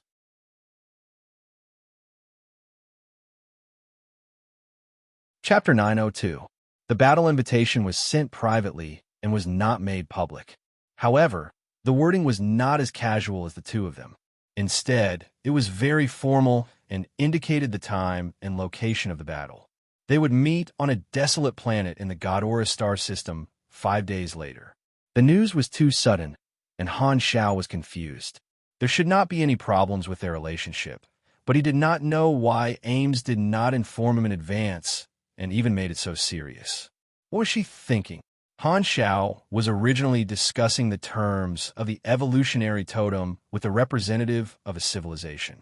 As soon as he received the invitation from Ames, he immediately hung up and contacted Ames. He did not wish for any problems to occur with their alliance. The call went through very quickly, but it was not Ames on the other end, but Jenny, whose hair was getting thinner by the day. "Why is it you?" Han Xiao was a little confused. He had called Ames' private number. "Where's Ames?" "You've received her challenge, haven't you?" Jenny asked. "What does she mean?" Han Xiao frowned. "Exactly what she said. Before the battle, she does not plan to speak to you. She told me to tell you that she wants to fight you seriously this time. Why would she suddenly have such thoughts?" Han Xiao was confused. "If you have any questions, you can ask her yourself on the day you meet her. Remember to be on time." Jenny snorted and hung up the call. Looking at the black screen of the communicator, Han Xiao could not help but scratch his head. "It's normal for beyond grade us to spar, but with our relationship, we can just call out if we want to spar. Is there a need to make it so formal? It's like a full moon night at the peak of the Forbidden City. Forget it. It's not the first time Ames has been so willful. I'm already used to it." Han Xiao shook his head helplessly and treated this battle as another one of Ames' whims. At the same time, in the main palace of Floating Dragon Island, Jenny put down the communicator and turned to look at Ames, who was sitting on the floating dragon bone throne with a complicated expression. During the communication, Ames had been listening. She nodded slightly and chuckled. "Thank you for your hard work. To be honest, I don't quite understand." Jenny couldn't help but ask, "Although I hate Black Star, his strength is unquestionable. Forgive me for being blunt, but I don't think your chances of winning are high. Why are you doing this? You don't seem to have much confidence in me, do you?" Ames's eyes curved as she teased him. Aesop shook his head and could not help but interject. "This has nothing to do with confidence. After the battle on Planet Lighthouse and the ES God incident, Black Star has already proven his strength. Based on the strength he displayed, your chances of winning are indeed very low. Why do you want to issue a challenge that you will definitely lose?" When Ames heard this, the smile on her face disappeared. "Whether I can win or not, we'll only know after we fight." Then Ames paused, stroked the armrest of the throne, and sighed softly. "Maybe I'm really no match for Black Star now, but at least I need facts to prove it." 5 days passed in the blink of an eye. Godora star system, Star Zone 2, Planet GS7058. This was a gas giant planet surrounded by a conspicuous asteroid belt planetary ring. This planet was not far from the Black Star Corps headquarters and Blue Star headquarters. It was the location of the battle. A stream of light approached from afar and stopped outside the atmosphere of this planet, revealing the appearance of a spaceship. The pilot was Han Xiao, going to the battle alone. Large unknown target detected. Matching database. Found match. Target is Floating Dragon Island. Philip's voice sounded in the spaceship. Without his reminder, Han Xiao also saw the scene outside the porthole. The enormous Floating Dragon Island was hovering outside the atmosphere of this gas giant planet, and the entire island was covered in a golden planetary shield. On both sides of Floating Dragon Island, there were 10 enormous silver-black alloy satellites. These were the weapons Han Xiao had specially given to Ames, the super advanced brick. The eyesight of a beyond grade A was amazing. Han Xiao saw that Floating Dragon Island had already activated its armed mode, and the buildings were all retracted into the ground. No one was moving on the floating island, and only Ames was standing at the dock of Floating Dragon Island, looking at him from afar. Seeing this, Han Xiao's mouth twitched. She actually brought Floating Dragon Island over as well. Was she serious? He tried to call Ames' private number, and this time, Ames picked up. Ames' elegant face appeared on the virtual screen with a calm expression. You're here. You invited me. So how could I not come? Han Xiao had a helpless expression. If you want to spar, just say it. I won't reject you. Is there a need to be so serious? You're mistaken. This is not a simple spar. Ames slowly said. I'll use all my strength to deal with you, and I hope you'll do the same. If you're careless, you'll die. Hearing this, Han Xiao stopped smiling, frowned, and said, What are you trying to do? Ever since you entered the Beyond Grade A realm, there have been endless storms. I've fought side by side with you, fought the tyrant, fought ES God, but we haven't had a proper spar yet. So, I want to have a proper spar with you until one side loses the ability to resist. Is there a need to use such a method to determine who's better? Han Xiao did not understand. Ames' expression was calm, and she softly said, You've done a lot of things in the past few years. During this period of time, you've done a lot of big things that shook the universe. In less than 2 years, you grew from a new Beyond Grade A Super to your current position. I can see your changes every day. Do you know the feeling of being caught up is really not good? When Han Xiao had just entered the Beyond Grade A realm, the two of them had become equals. Ames was willing to help Han Xiao, who was still a new Beyond Grade A Super at that time, overcome his difficulties. However, in just 2 years, Han Xiao had risen at a speed visible to the naked eye, establishing his current foundation, far surpassing Floating Dragon. Ames increasingly felt that the gap between their identities, positions, and strength was widening. Their relationship was no longer equal, and her mentality had undergone a subtle change. Ames was carefree and did not care about many things. However, she had an extraordinary obsession with the people she cared about. Her perseverance in searching for Aesop had shown this. Han Xiao was one of the few people she cared about. In the past, when the gap between their positions was huge, Ames had calmly watched Han Xiao rise. However, it was different now. Their positions were swapping. She did not want to see Han Xiao leave her further and further behind. She was not satisfied with only seeing Han Xiao's achievements on the news. In the end, she decided to issue a challenge and personally experience Han Xiao's strength. He wanted to see how big the gap between him and Han Xiao, who had done so many great things, was. The next moment, an alarm sounded on Han Xiao's spaceship's radar. Detected a high-threat target with a skyrocketing energy reaction. Han Xiao looked up. It was Ames releasing her energy, and her status was rising. Ames's deep eyes seemed to contain stars. She took a step out of the dock and stepped into the void. The force field supported her body as if she was stepping on the ground. Her tight black dress trailed behind her like a blooming black flower. As she walked through the void, her long white legs were faintly discernible between the two halves of her black dress. The energy level in Ames' body had already been raised to her maximum, and her voice became solemn. Don't hold back, come on. The next moment, she raised her arms, and a powerful force field superimposed on Floating Dragon and the 10 satellite bricks. They gradually accelerated and flew toward Han Xiao. This time, a mission popped up on Han Xiao's interface. You have triggered the S-rank mission, Dragon Emperor Ames. Mission requirements. Last as long as possible in the hands of Ames. Combat mode is unlimited. You can only leave combat mode for a maximum of 30 minutes. If you exceed this limit, the mission will be completed. There is no limit to the number of times you can leave combat mode. The mode of this mission was the same as when he challenged the tyrant. The longer he lasted, the greater the reward. Other than experience, there were also legendary points, character summon cards, and the chance to draw one of Ames' abilities or talents after lasting 20 minutes. However, Han Xiao was not in the mood to look at the mission interface. How can I not hold back against you? Han Xiao sighed and did not say this out loud. With his current strength, if he really went all out, the damage he could deal was too terrifying. There was an 80% chance that she would not be able to hold on. Han Xiao shook his head. He did not plan to injure Ames. No matter what, the two of them were allies, and he could not go overboard. Seeing that Ames was determined to fight, Han Xiao instantly made a decision. Let's fight a battle of attrition. My tankiness is enough to exhaust her energy and make her unable to fight anymore. Only then will I not injure her and hurt her feelings. The distance between the two of them quickly shortened. Han Xiao did not hesitate anymore. He calmed himself down, activated his mechanical suit, and left the spaceship.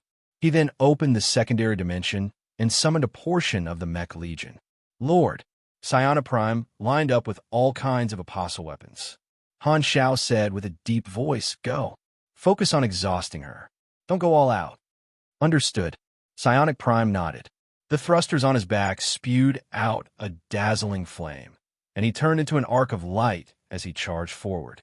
The other apostle weapons followed behind him with the Mech Legion and charged toward the approaching Ames. The light in Ames' eyes became brighter and brighter. She crossed her arms in front of her chest and slowly pushed forward. Force field, floating dragon's starburst hammer.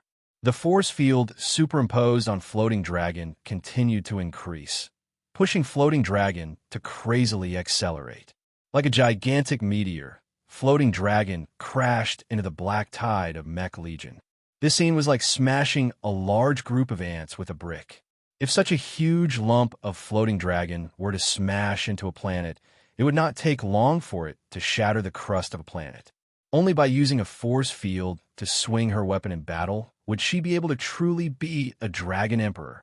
The normal response would be to focus fire on floating dragon, but Han Xiao could not possibly destroy the other party's nest. He was helpless against Ames' style of randomly throwing her base. The Mech Legion did not fire at floating dragon. Instead, they followed the order and spread out, allowing floating dragon to pass through the defense line. The result was obvious. The gigantic floating dragon directly crashed into Han Xiao, who was as small as a speck of dust in comparison. The shadow expanded rapidly and covered everyone's vision. Looking at the land that was smashing toward him like a mountain, Han Xiao revealed a pained expression under his mechanical suit's helmet. In the past, he had tricked Ames into using floating dragon to save him once. Now he was going to have a taste of floating dragon smashing into his face. Retribution, you have to pay for what you did.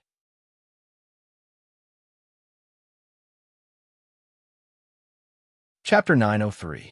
In space, the force field could continuously increase the acceleration of an object. This was the most suitable battlefield for Ames. Her force field Esper ability was originally focused on defense and control, but in Ames' hands, it was extremely powerful. Under the effect of the force field, floating dragon's speed continued to increase. Its huge size was equivalent to an extremely large area of effect. If floating dragon was allowed to increase its speed without limit, it would become more and more difficult to dodge. However, floating dragon was still not fast enough. In Han Xiao's eyes, it was as slow as a tortoise. He had more than 10 ways to dodge floating dragon's attack this time. Just the high mobility of his mechanical suit would allow him to go around floating dragon before it hit him. However, Ames did not just use the brick to hit people. Her eyes shone, and she released a force field that imprisoned Han Xiao's body and dragged him toward floating dragon. Force field, gaze of the dragon. The force field around him seemed to have solidified, and Han Xiao was under immense pressure all over his body. Every movement of his was greatly hindered, and at the same time, he was dragged forward by a suction force. I've used this move before. Han Xiao's mouth twitched. With his current ability, he was not afraid of Ames' control ability, and he could easily tear apart the force field that imprisoned him. However, he did not plan to dodge this floating dragon's attack. He purposely wanted to test its power and obtain battle information. At the same time, he also wanted to test the effect of the upgraded ability. Floating dragon was getting closer and closer, and he could already see the scenery of floating dragon's surface. A huge pressure hit him head-on, and he felt the word danger appear above his head. Han Xiao calmed himself down and raised his arms. Nanoparticles flowed on the surface of his mechanical suit and gathered on his arms, turning into shield generators. With a flash of blue light, layers of psionic shields appeared in front of Han Shao, forming a defense. The next moment, Floating Dragon Island charged over, and a huge inertia slapped Han Shao onto the shield of Floating Dragon Island, pushing him further and further away. Ames turned her palm, and Floating Dragon drew an arc in the air and fell toward the gas giant planet beside them, preparing to smash Han Shao into the planet. At the same time, Psiona Prime led the Mech Legion close to Ames and fired Psiona particle cannon shots at Ames. Ames' 10 satellite bricks were not idle either. 6 of them were placed in different directions and circled around Ames. They were covered with an energy shield and a defensive force field, forming a defensive line that blocked most of the psionic cannons. The gaps in the defensive line were filled up by the defensive force field, and the Psiona particle cannon shots were all turned into fragments. The other 4 satellite-grade bricks charged at the Mech Legion formation under the control of Ames' force field. The Mech Legion was not as gentle toward the satellites. The psionic particle cannon shots were fired continuously, blasting holes in the satellite-grade bricks, and metal fragments floated everywhere. These fragments then turned into a metal storm under the control of Ames, passing through the Mech Legion and leaving scratches on the surface of the mechanical soldiers. The Apostle weapons ignored these attacks and quickly closed in on Ames' defensive line. Psionic Prime swung his spear and slashed out an energy wave, which hit the defensive force field and caused a huge explosion, creating a gap. The next moment, a new force field filled the gap. Just as Psionic Prime was about to continue attacking, Ames flicked her finger, and an invisible force field enveloped the Apostle weapons that were close to her and threw them away. Then, a force field with a larger range was formed, and like Moses opening the sea, the mechanical army was split apart. The mechanical soldiers were thrown away by the force field one after another. Ames' powerful control ability was displayed to the fullest. Her force field Esper ability was good at controlling a large range and could counter the human wave tactic to a certain extent. Right at this moment, a light suddenly flashed behind Ames. Mad Sky Hunter teleported and appeared behind Ames. He opened his mouth, revealing his high-frequency, vibrating alloy teeth, and bit toward her waist. His upper and lower jaws clenched together, but he missed. A long, white finger tapped on the head of Mad Sky Hunter's mechanical beast, and Ames flipped over. The Void bloodline pattern appeared on her face. She directly used Void Hyperdrive to avoid the sneak attack. Ever since she was strengthened by the Evolution Cube, her mobility had increased by more than a little. A turbulent force field followed her finger and blasted into Mad Sky Hunter's body. Force field finger shockwave. Cracks appeared on Mad Sky Hunter's body, and a large number of parts were crushed. His mechanical body was heavily damaged, and he was so frightened that he hurriedly jumped away from Ames. The range of the force field Esper ability was very wide, but the closer it was to the main body, the stronger the force field would be. Suddenly, Ames felt the fluctuation of the void dimension. She looked up and saw that Han Shao, who was slapped on Floating Dragon, had disappeared. He had used Void Hyperdrive to escape from the attack range. Han Shao shook his slightly numb arm, looked at the combat information, and was speechless. She actually dealt me overwhelming damage. Only a pugilist like Heber would be able to crush Floating Dragon with his head. However, although the damage was high, Han Shao did not care about it all. No matter how strong Ames' AoE was, there was a limit to it. His current health recovery rate was extremely high. As long as the enemy's instantaneous explosive power did not reach a certain level or did not have special attack effects such as heavy injury, his main body was not afraid. Floating Dragon, which missed, did not continue to smash toward the gas giant planet. Instead, it made a turn and smashed toward Han Shao. Its huge body slashed across the planet, and the gas on the surface of the planet showed obvious signs of being stirred, forming a huge storm. Looking down at the planet, it looked like a vortex. In the distance, Ames used Dragon's Gaze again. Han Shao felt another force field enveloping him, but he had already received the combat information and was not prepared to fall for it this time. He clapped his hands together. Hum! The mechanical suit trembled, and it continuously released repulsive force, creating a field within a few meters. The outer shell was filled with repulsive force, and the inner part was filled with chaotic repulsive force. This field bounced away most of AIM's force fields, and the few that broke through the outer shell were deflected by the internal chaos. Dragon's Gaze was almost ineffective. This was the anti-dragon throne device that Han Shao had specially built. The principle was to stack repulsive force rings to form a repulsive shield field, which was used to neutralize external force fields and greatly reduce the effect of the force fields on the user. However, it was a mechanical device after all, and there was a limit to its performance. AIM's force fields could be stacked continuously, and she would be able to break through the repulsive shield field if given enough time. Therefore, Han Shao did not plan to get close to AIM's. Instead, he wandered from afar and played a game of hide-and-seek with Floating Dragon while controlling the Mech Legion to attack. Seeing that Han Shao did not approach, AIM's began to move, dealing with the Mech Legion while flying toward Han Shao. Seeing this, Han Shao also retreated, maintaining a distance. After getting rid of the control skill of the force field, Floating Dragon could not catch up to him at all. Its mobility was obviously greater than AIM's, and it firmly held the initiative.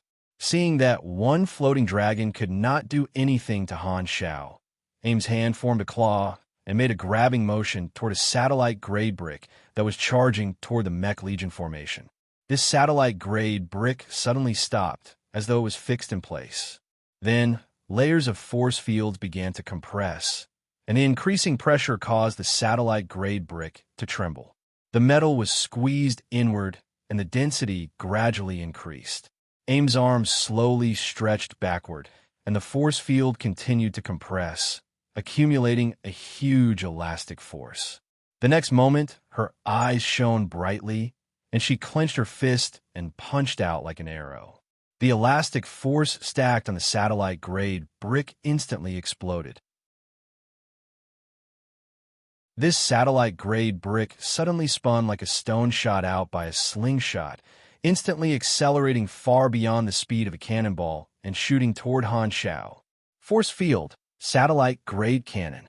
The terrifying acceleration directly peeled off a layer of metal shell, almost causing this man-made satellite to disintegrate. Han Zhao's eyes flashed, but he did not dodge the satellite brick at all, ignoring it completely. At the same time, Silver Flash, who was far away, instantly transformed into the main body of the Star Destroyer cannon and fired in the direction of the satellite.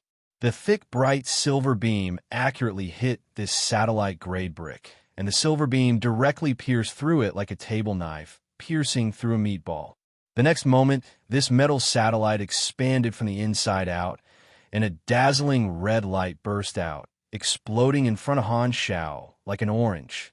The metal that made up the satellite was instantly melted by the high temperature of the Star Destroyer cannon, and all the fragments turned into red molten metal streams like splashing orange juice.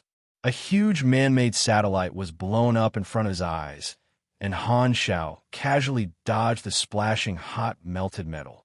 This was like a signal, and more satellite-grade bricks also reached the limit of their durability and were blown up by the concentrated fire of the Mech Legion. 3 more satellite-grade bricks were quickly destroyed. There were only 6 satellite-grade bricks left under AIM's control, and they were also heavily damaged, as if they would disintegrate at any moment. Looking at this scene from afar, Han Shao had a calm expression as he muttered to himself, "What are you going to do next?" AIM's attacks were fierce, but they did not cause much damage to Han Shao at all. The mechanical soldiers that had been strengthened many times were extremely tough, and they were no longer substandard products that could be easily crushed by force fields. Although it seemed like AIM's had the initiative, in reality, Han Shao had been controlling the rhythm of the battle with ease the entire time. AIM's also felt this and narrowed her eyes. My attacks were useless against him, and they were all nullified by him. She could see that Han Shao was mainly defending and did not have any desire to attack. He was obviously going easy on her. But even so, She could not do anything to Han Xiao. Has he already grown to this stage? Ames narrowed her eyes and finally experienced firsthand how strong Han Xiao was. The difference in strength was already very obvious, and Black Star was much stronger than her.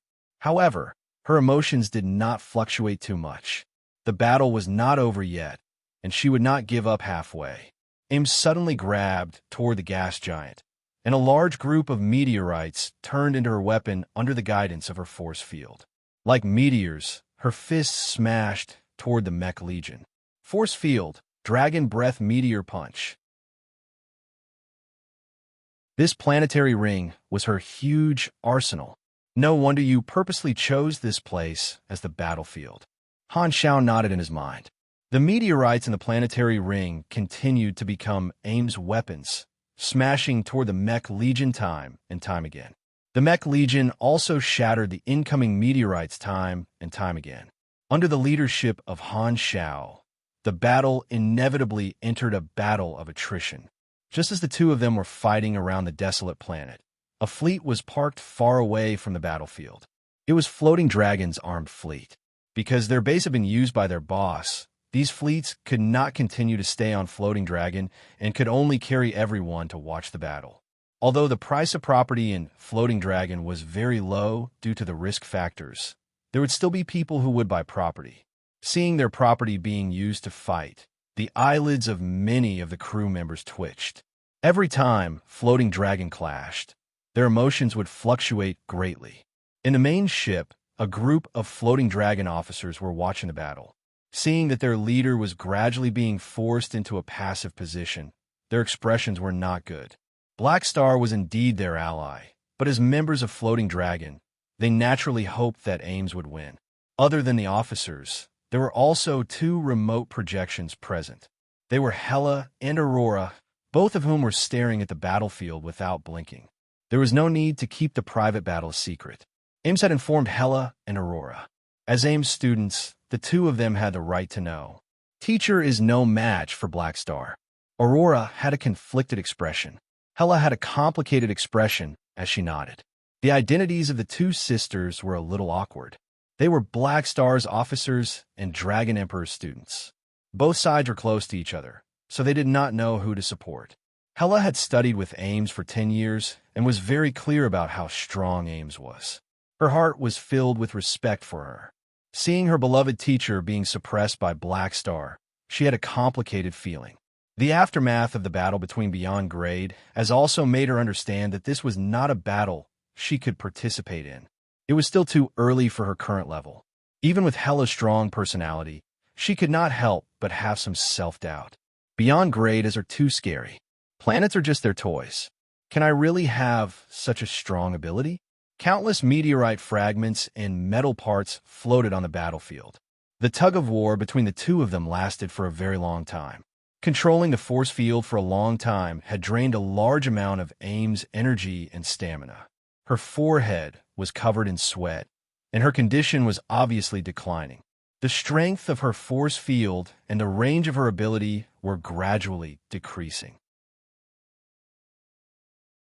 On the other hand, Han Xiao was still as lively as ever. He had efficient energy absorption, so the efficiency of his mana recovery was not something Ames could compare to. He did not lack mana, so he kept using advanced machinery construction and waste modification to revive the mechanical soldiers that died. The army's losses were minimal.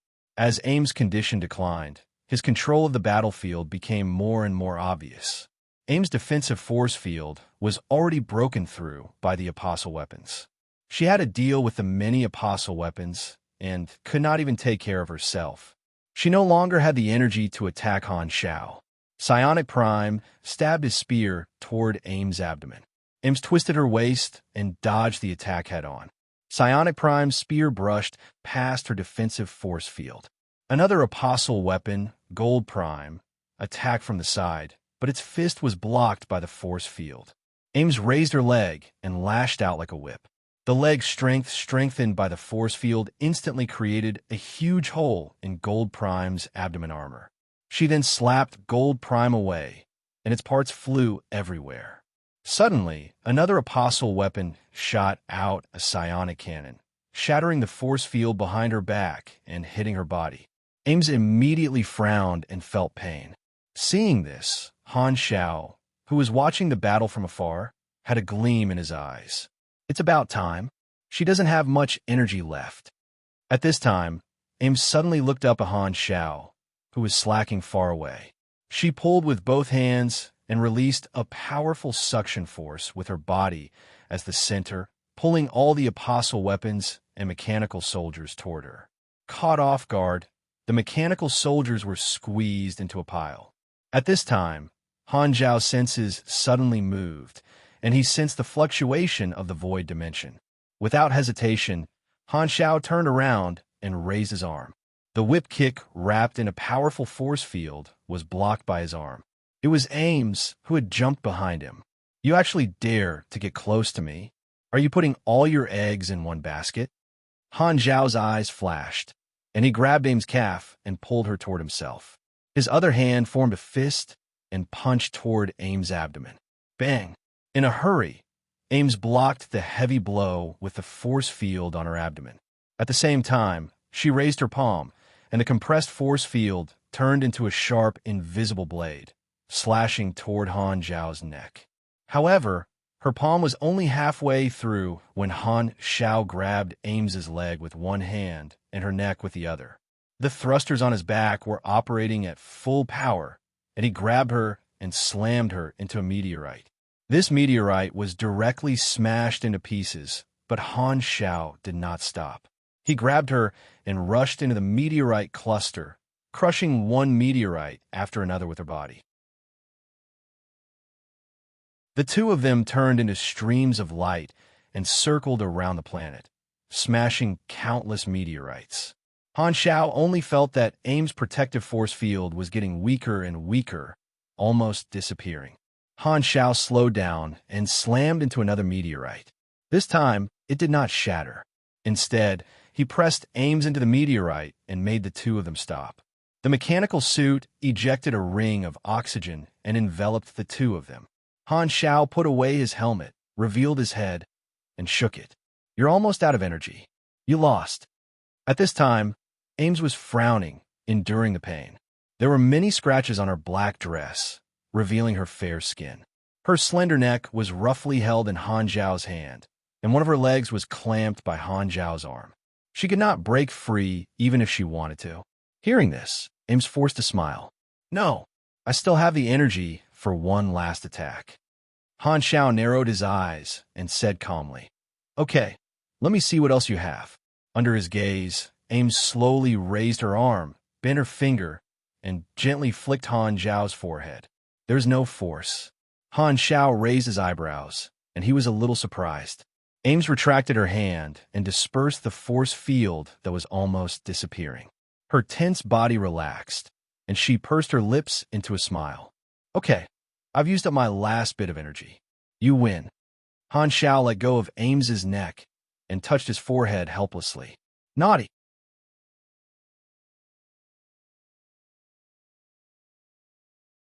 Chapter 904. One of her legs was still clamped under Han Zhao's arm, and her skin was stuck to the cold mechanical suit. Ames tilted her head. "Please let go of my leg." Han Xiao let go of his hand and took a step back, allowing Ames to retract her snow-white leg and retract it into her black dress. Looking at Ames's dress that was severely damaged in the battle, Han Xiao raised his hand, and nanoparticles flowed, turning into a cloth material to patch up the hole in the black dress. He could not let Ames look too pathetic in front of her subordinates. "Gotcha!" Ames controlled her force field to dig herself out of the meteorite. She straightened her body and stretched. The many bruises caused by crashing into countless meteorites were still hurting. "It hurts." Ames rubbed her slender waist and frowned. "Forget it. I was the one who suggested the spar. I asked for it. I've already held back." Han Xiao shrugged. "Sigh, you're still the stronger one." Ames sighed, but her expression was calm. It was as though she had expected this result. Black Star handled the entire battle with ease and firmly controlled the situation. Ames finally had the most direct understanding of his strength. "Don't be discouraged. I before Han Xiao could finish. Ames waved her hand and interrupted him with a faint smile. All right, who do you think I am? A loss is a loss. Do I need you to coax me? I've sparred with Hela so many times. I'm used to it. Han Xiao scratched his chin. As he spoke, he turned around and told the Mech Legion to clean up the battlefield. Looking at the wreckage of the satellite bricks floating in space, he thought for a while and said, "The weapon I made for you is broken. I'll get the logistics department to make another batch for you after some time. Of course, you'll still have to pay for it." I know. Ames nodded and had no objections. After all, she was the one who initiated the challenge and broke the weapon that Han Xiao had given her. She could not possibly ask him to give it to her for free. As a beyond grade, she still needed her face. The battle ended, and the floating dragon fleet watching from afar also slowly approached. Ames took a deep breath and used the little bit of energy she had just recovered to stop Floating Dragon. Floating Dragon's protective shield opened, and the fleets landed on the dock. The floating island's combat mode was deactivated, and the buildings hidden underground emerged one after another. Many people hurried to check on their houses and assess the damage. The logistics team, led by Hire, began to work and repair the house. Han Xiao and Ames adjusted their clothes before flying toward Floating Dragon Island. The moment the two of them stepped onto the dock, they attracted the attention of everyone around them. The members of Floating Dragon Island had all seen with their own eyes how Ames had lost to Han Xiao, and their own boss seemed to have been taken advantage of. At this moment, they were filled with displeasure. Jenny could not help but walk up and glare at Han Xiao. She then carefully sized up Ames and asked worriedly, "Are you okay?" "I'm not injured, just a little exhausted."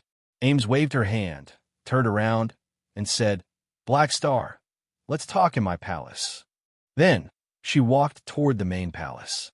Han Xiao put away his mechanical suit and followed. Walking into Floating Dragon Island's palace, Ames brought Han Xiao to the back garden and sat beside the stone table. She controlled her force field to pour 2 glasses of wine and placed them on the table in front of the two of them. She picked up a glass and took a sip.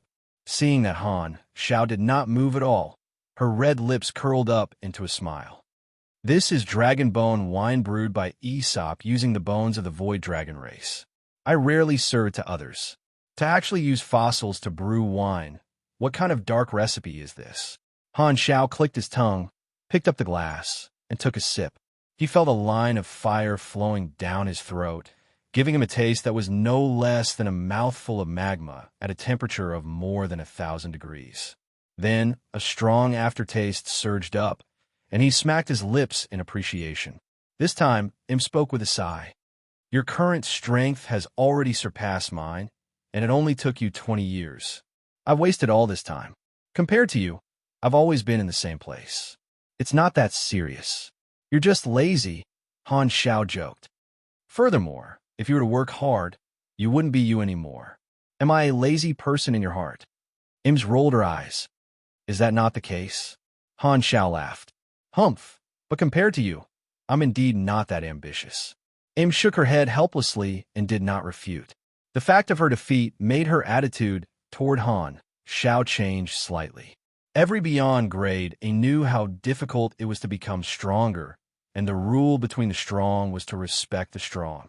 Ames put down the glass, looked straight into Han Xiao's eyes, and said softly, "To become so strong in just 20 years, you must have suffered a lot, right?" Han Xiao was stunned, feeling that this sentence was a little familiar. "This sentence, seems like I've said it somewhere recently." Suppressing the strange feeling in his heart, Han Xiao coughed and said perfunctorily, "It's fine. It's all right. You've already gained a foothold in the universe. Do you have any plans for the future?" Ims played with the hair on her temples. "Continue to develop and accumulate strength." Hearing this, Ames paused and blinked. "You feel that your current strength is not enough? Before reaching the limit, strength will never be enough." Han Xiao shook his head. "Actually, there's something I don't understand." Ames sat with her legs crossed, one hand in front of her stomach, the other holding her chin. Her deep eyes were filled with doubt as she stared into Han Zhao's eyes and slowly said, "About 8 years ago, why did you stop? Why didn't you stop? At that time, you said that you didn't have the ability to stop, but you didn't tell me the reason. What are you afraid of? You're already a powerful beyond grade A with the dynasty behind you, standing at the peak of the universe. What is it that can still make you so afraid?" Hearing this, Han Xiao hesitated. What he was afraid of was naturally the final boss of the later stages, the World Tree Civilization. 8 or 9 years ago, he was still a calamity grade, and their positions were not equal. Han Xiao did not tell Ames, but now that his identity was different, his words finally had weight. He thought for a while, made a decision, and slowly said, "I have some information. In the distant future, there will be a disaster that will sweep across the entire explored universe. At that time, no one will be able to stay out of it. There will be nowhere to run." Ames was a little surprised and frowned. If it's a disaster of this level, the three universal civilizations will naturally worry about it. What are you afraid of? When this calamity breaks out, even beyond grade, as are no more than slightly larger ants. How can any egg remain intact when the nest is overturned? Ames subconsciously rubbed the wine glass with her fingers and softly muttered to herself, "Is that so? So that's how it is. You have such concerns. I thought your motivation came from your ambition that can never be satisfied." She did not doubt Han Zhao's information. Everyone had different information channels. Just with Han Zhao's position in the dynasty, he could know many secrets that she could not reach. Furthermore, Black Star had no reason to lie to her. The atmosphere fell silent. Ames lowered her head and twirled the wine glass with her fingers as if she was thinking. Han Xiao did not continue speaking and focused on tasting the Void Dragonbone wine. After twirling the wine glass a few times quietly, Ames raised her head and said softly, "I can't be lazy anymore. It seems that I can't always be lazy. If that day really comes, I will fight alongside you. That would be for the best." Han Xiao smiled. In his previous life, due to the destruction of Floating Dragon Island, Ames' fate was unknown before the World Tree version. Now, Ames was left on Floating Dragon Island and did not go out to play. What happened to Ames in his previous life would not happen again. The impact of Han Xiao had changed Ames' fate. She should be able to survive until the World Tree appeared. At this time, Jenny walked in, ignoring Han Xiao beside her, and said with a deep voice, "Your Excellency Dragon Emperor, the damage assessment has been calculated. I need you to take a look." "Got it." Ames nodded and looked at Han Xiao. "I have some things to deal with, and my energy has not fully recovered. I'm a little tired and need a rest." Han Xiao stood up. "All right, go to your things first.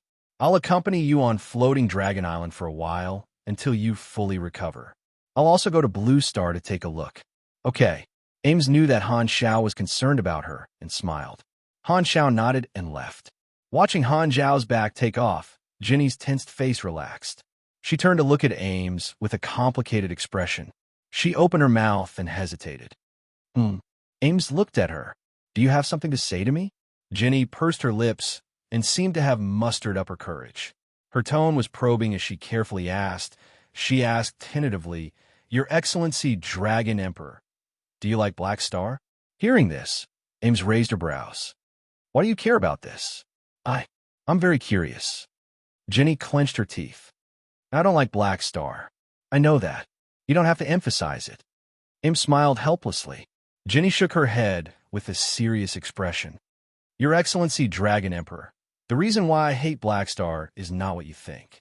We were originally a neutral organization that no one dared to mess with, and we didn't care about how comfortable our days were or how strong our organization was. However, ever since Black Star appeared, Floating Dragon Island was forced into many dangerous situations. In fact, you didn't have to get involved in those things at all. I've always thought that we should keep a distance from Black Star. He's not a simple person, or we'll face a huge crisis sooner or later." After hearing this, Ames stopped smiling and fell in a deep thought. "So, you think that I'm forming an alliance with Black Star because I like him? I've also considered your attitude toward him. There's no way to ignore this possibility," Jenny said with a deep voice. Ames nodded and suddenly smiled. "You're right. I have a good impression of Black Star.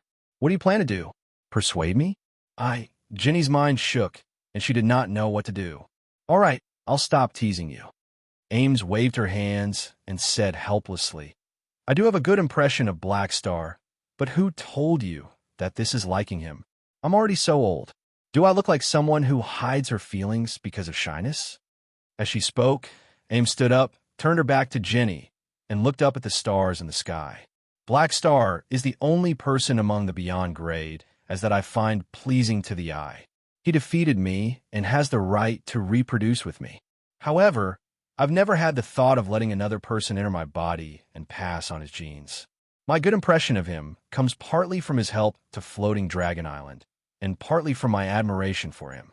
My relationship with him is indeed very close, and he's one of the few good friends and comrades that I can trust. However, when have you ever seen me in a relationship with him? Ginny heaved a sigh of relief. She knew it. There was no basis for any feelings between Her Excellency Ames and Black Star. It seemed that she had misunderstood. However, Ames' next words made Ginny's heart skip a beat again. However, there's still a long way to go. My thoughts might change. If one day in the future I develop an interest in reproducing, Ames thought of the scene she had with Han Xiao, shook her head, and smiled. Black Star is the only candidate. Gotcha. The communicator in Ginny's hand was broken in half. On the other side, Han Xiao retrieved all the mech legion and metal parts, told Philip to control his spaceship to stop at Floating Dragon Island's dock, and return to the spaceship alone. After closing the hatch, Han Xiao immediately opened the interface. Dragon Emperor Ames' mission was already displayed as completed. The tug-of-war between the two of them had already lasted for more than 20 minutes, and they had completed every level of the mission.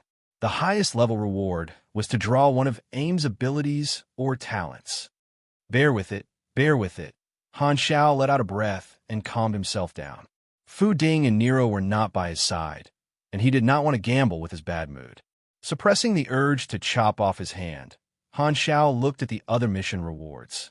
High EXP, 1 legendary point, and 1 Ames character summon card. P.S. Unknowingly, the super godly mechanic has been serialized for almost 2 years. Thank you, brothers, for your support. You're tuning in to the Warrior Lore YouTube channel. Don't forget to subscribe and join us on this journey to catch the most captivating stories.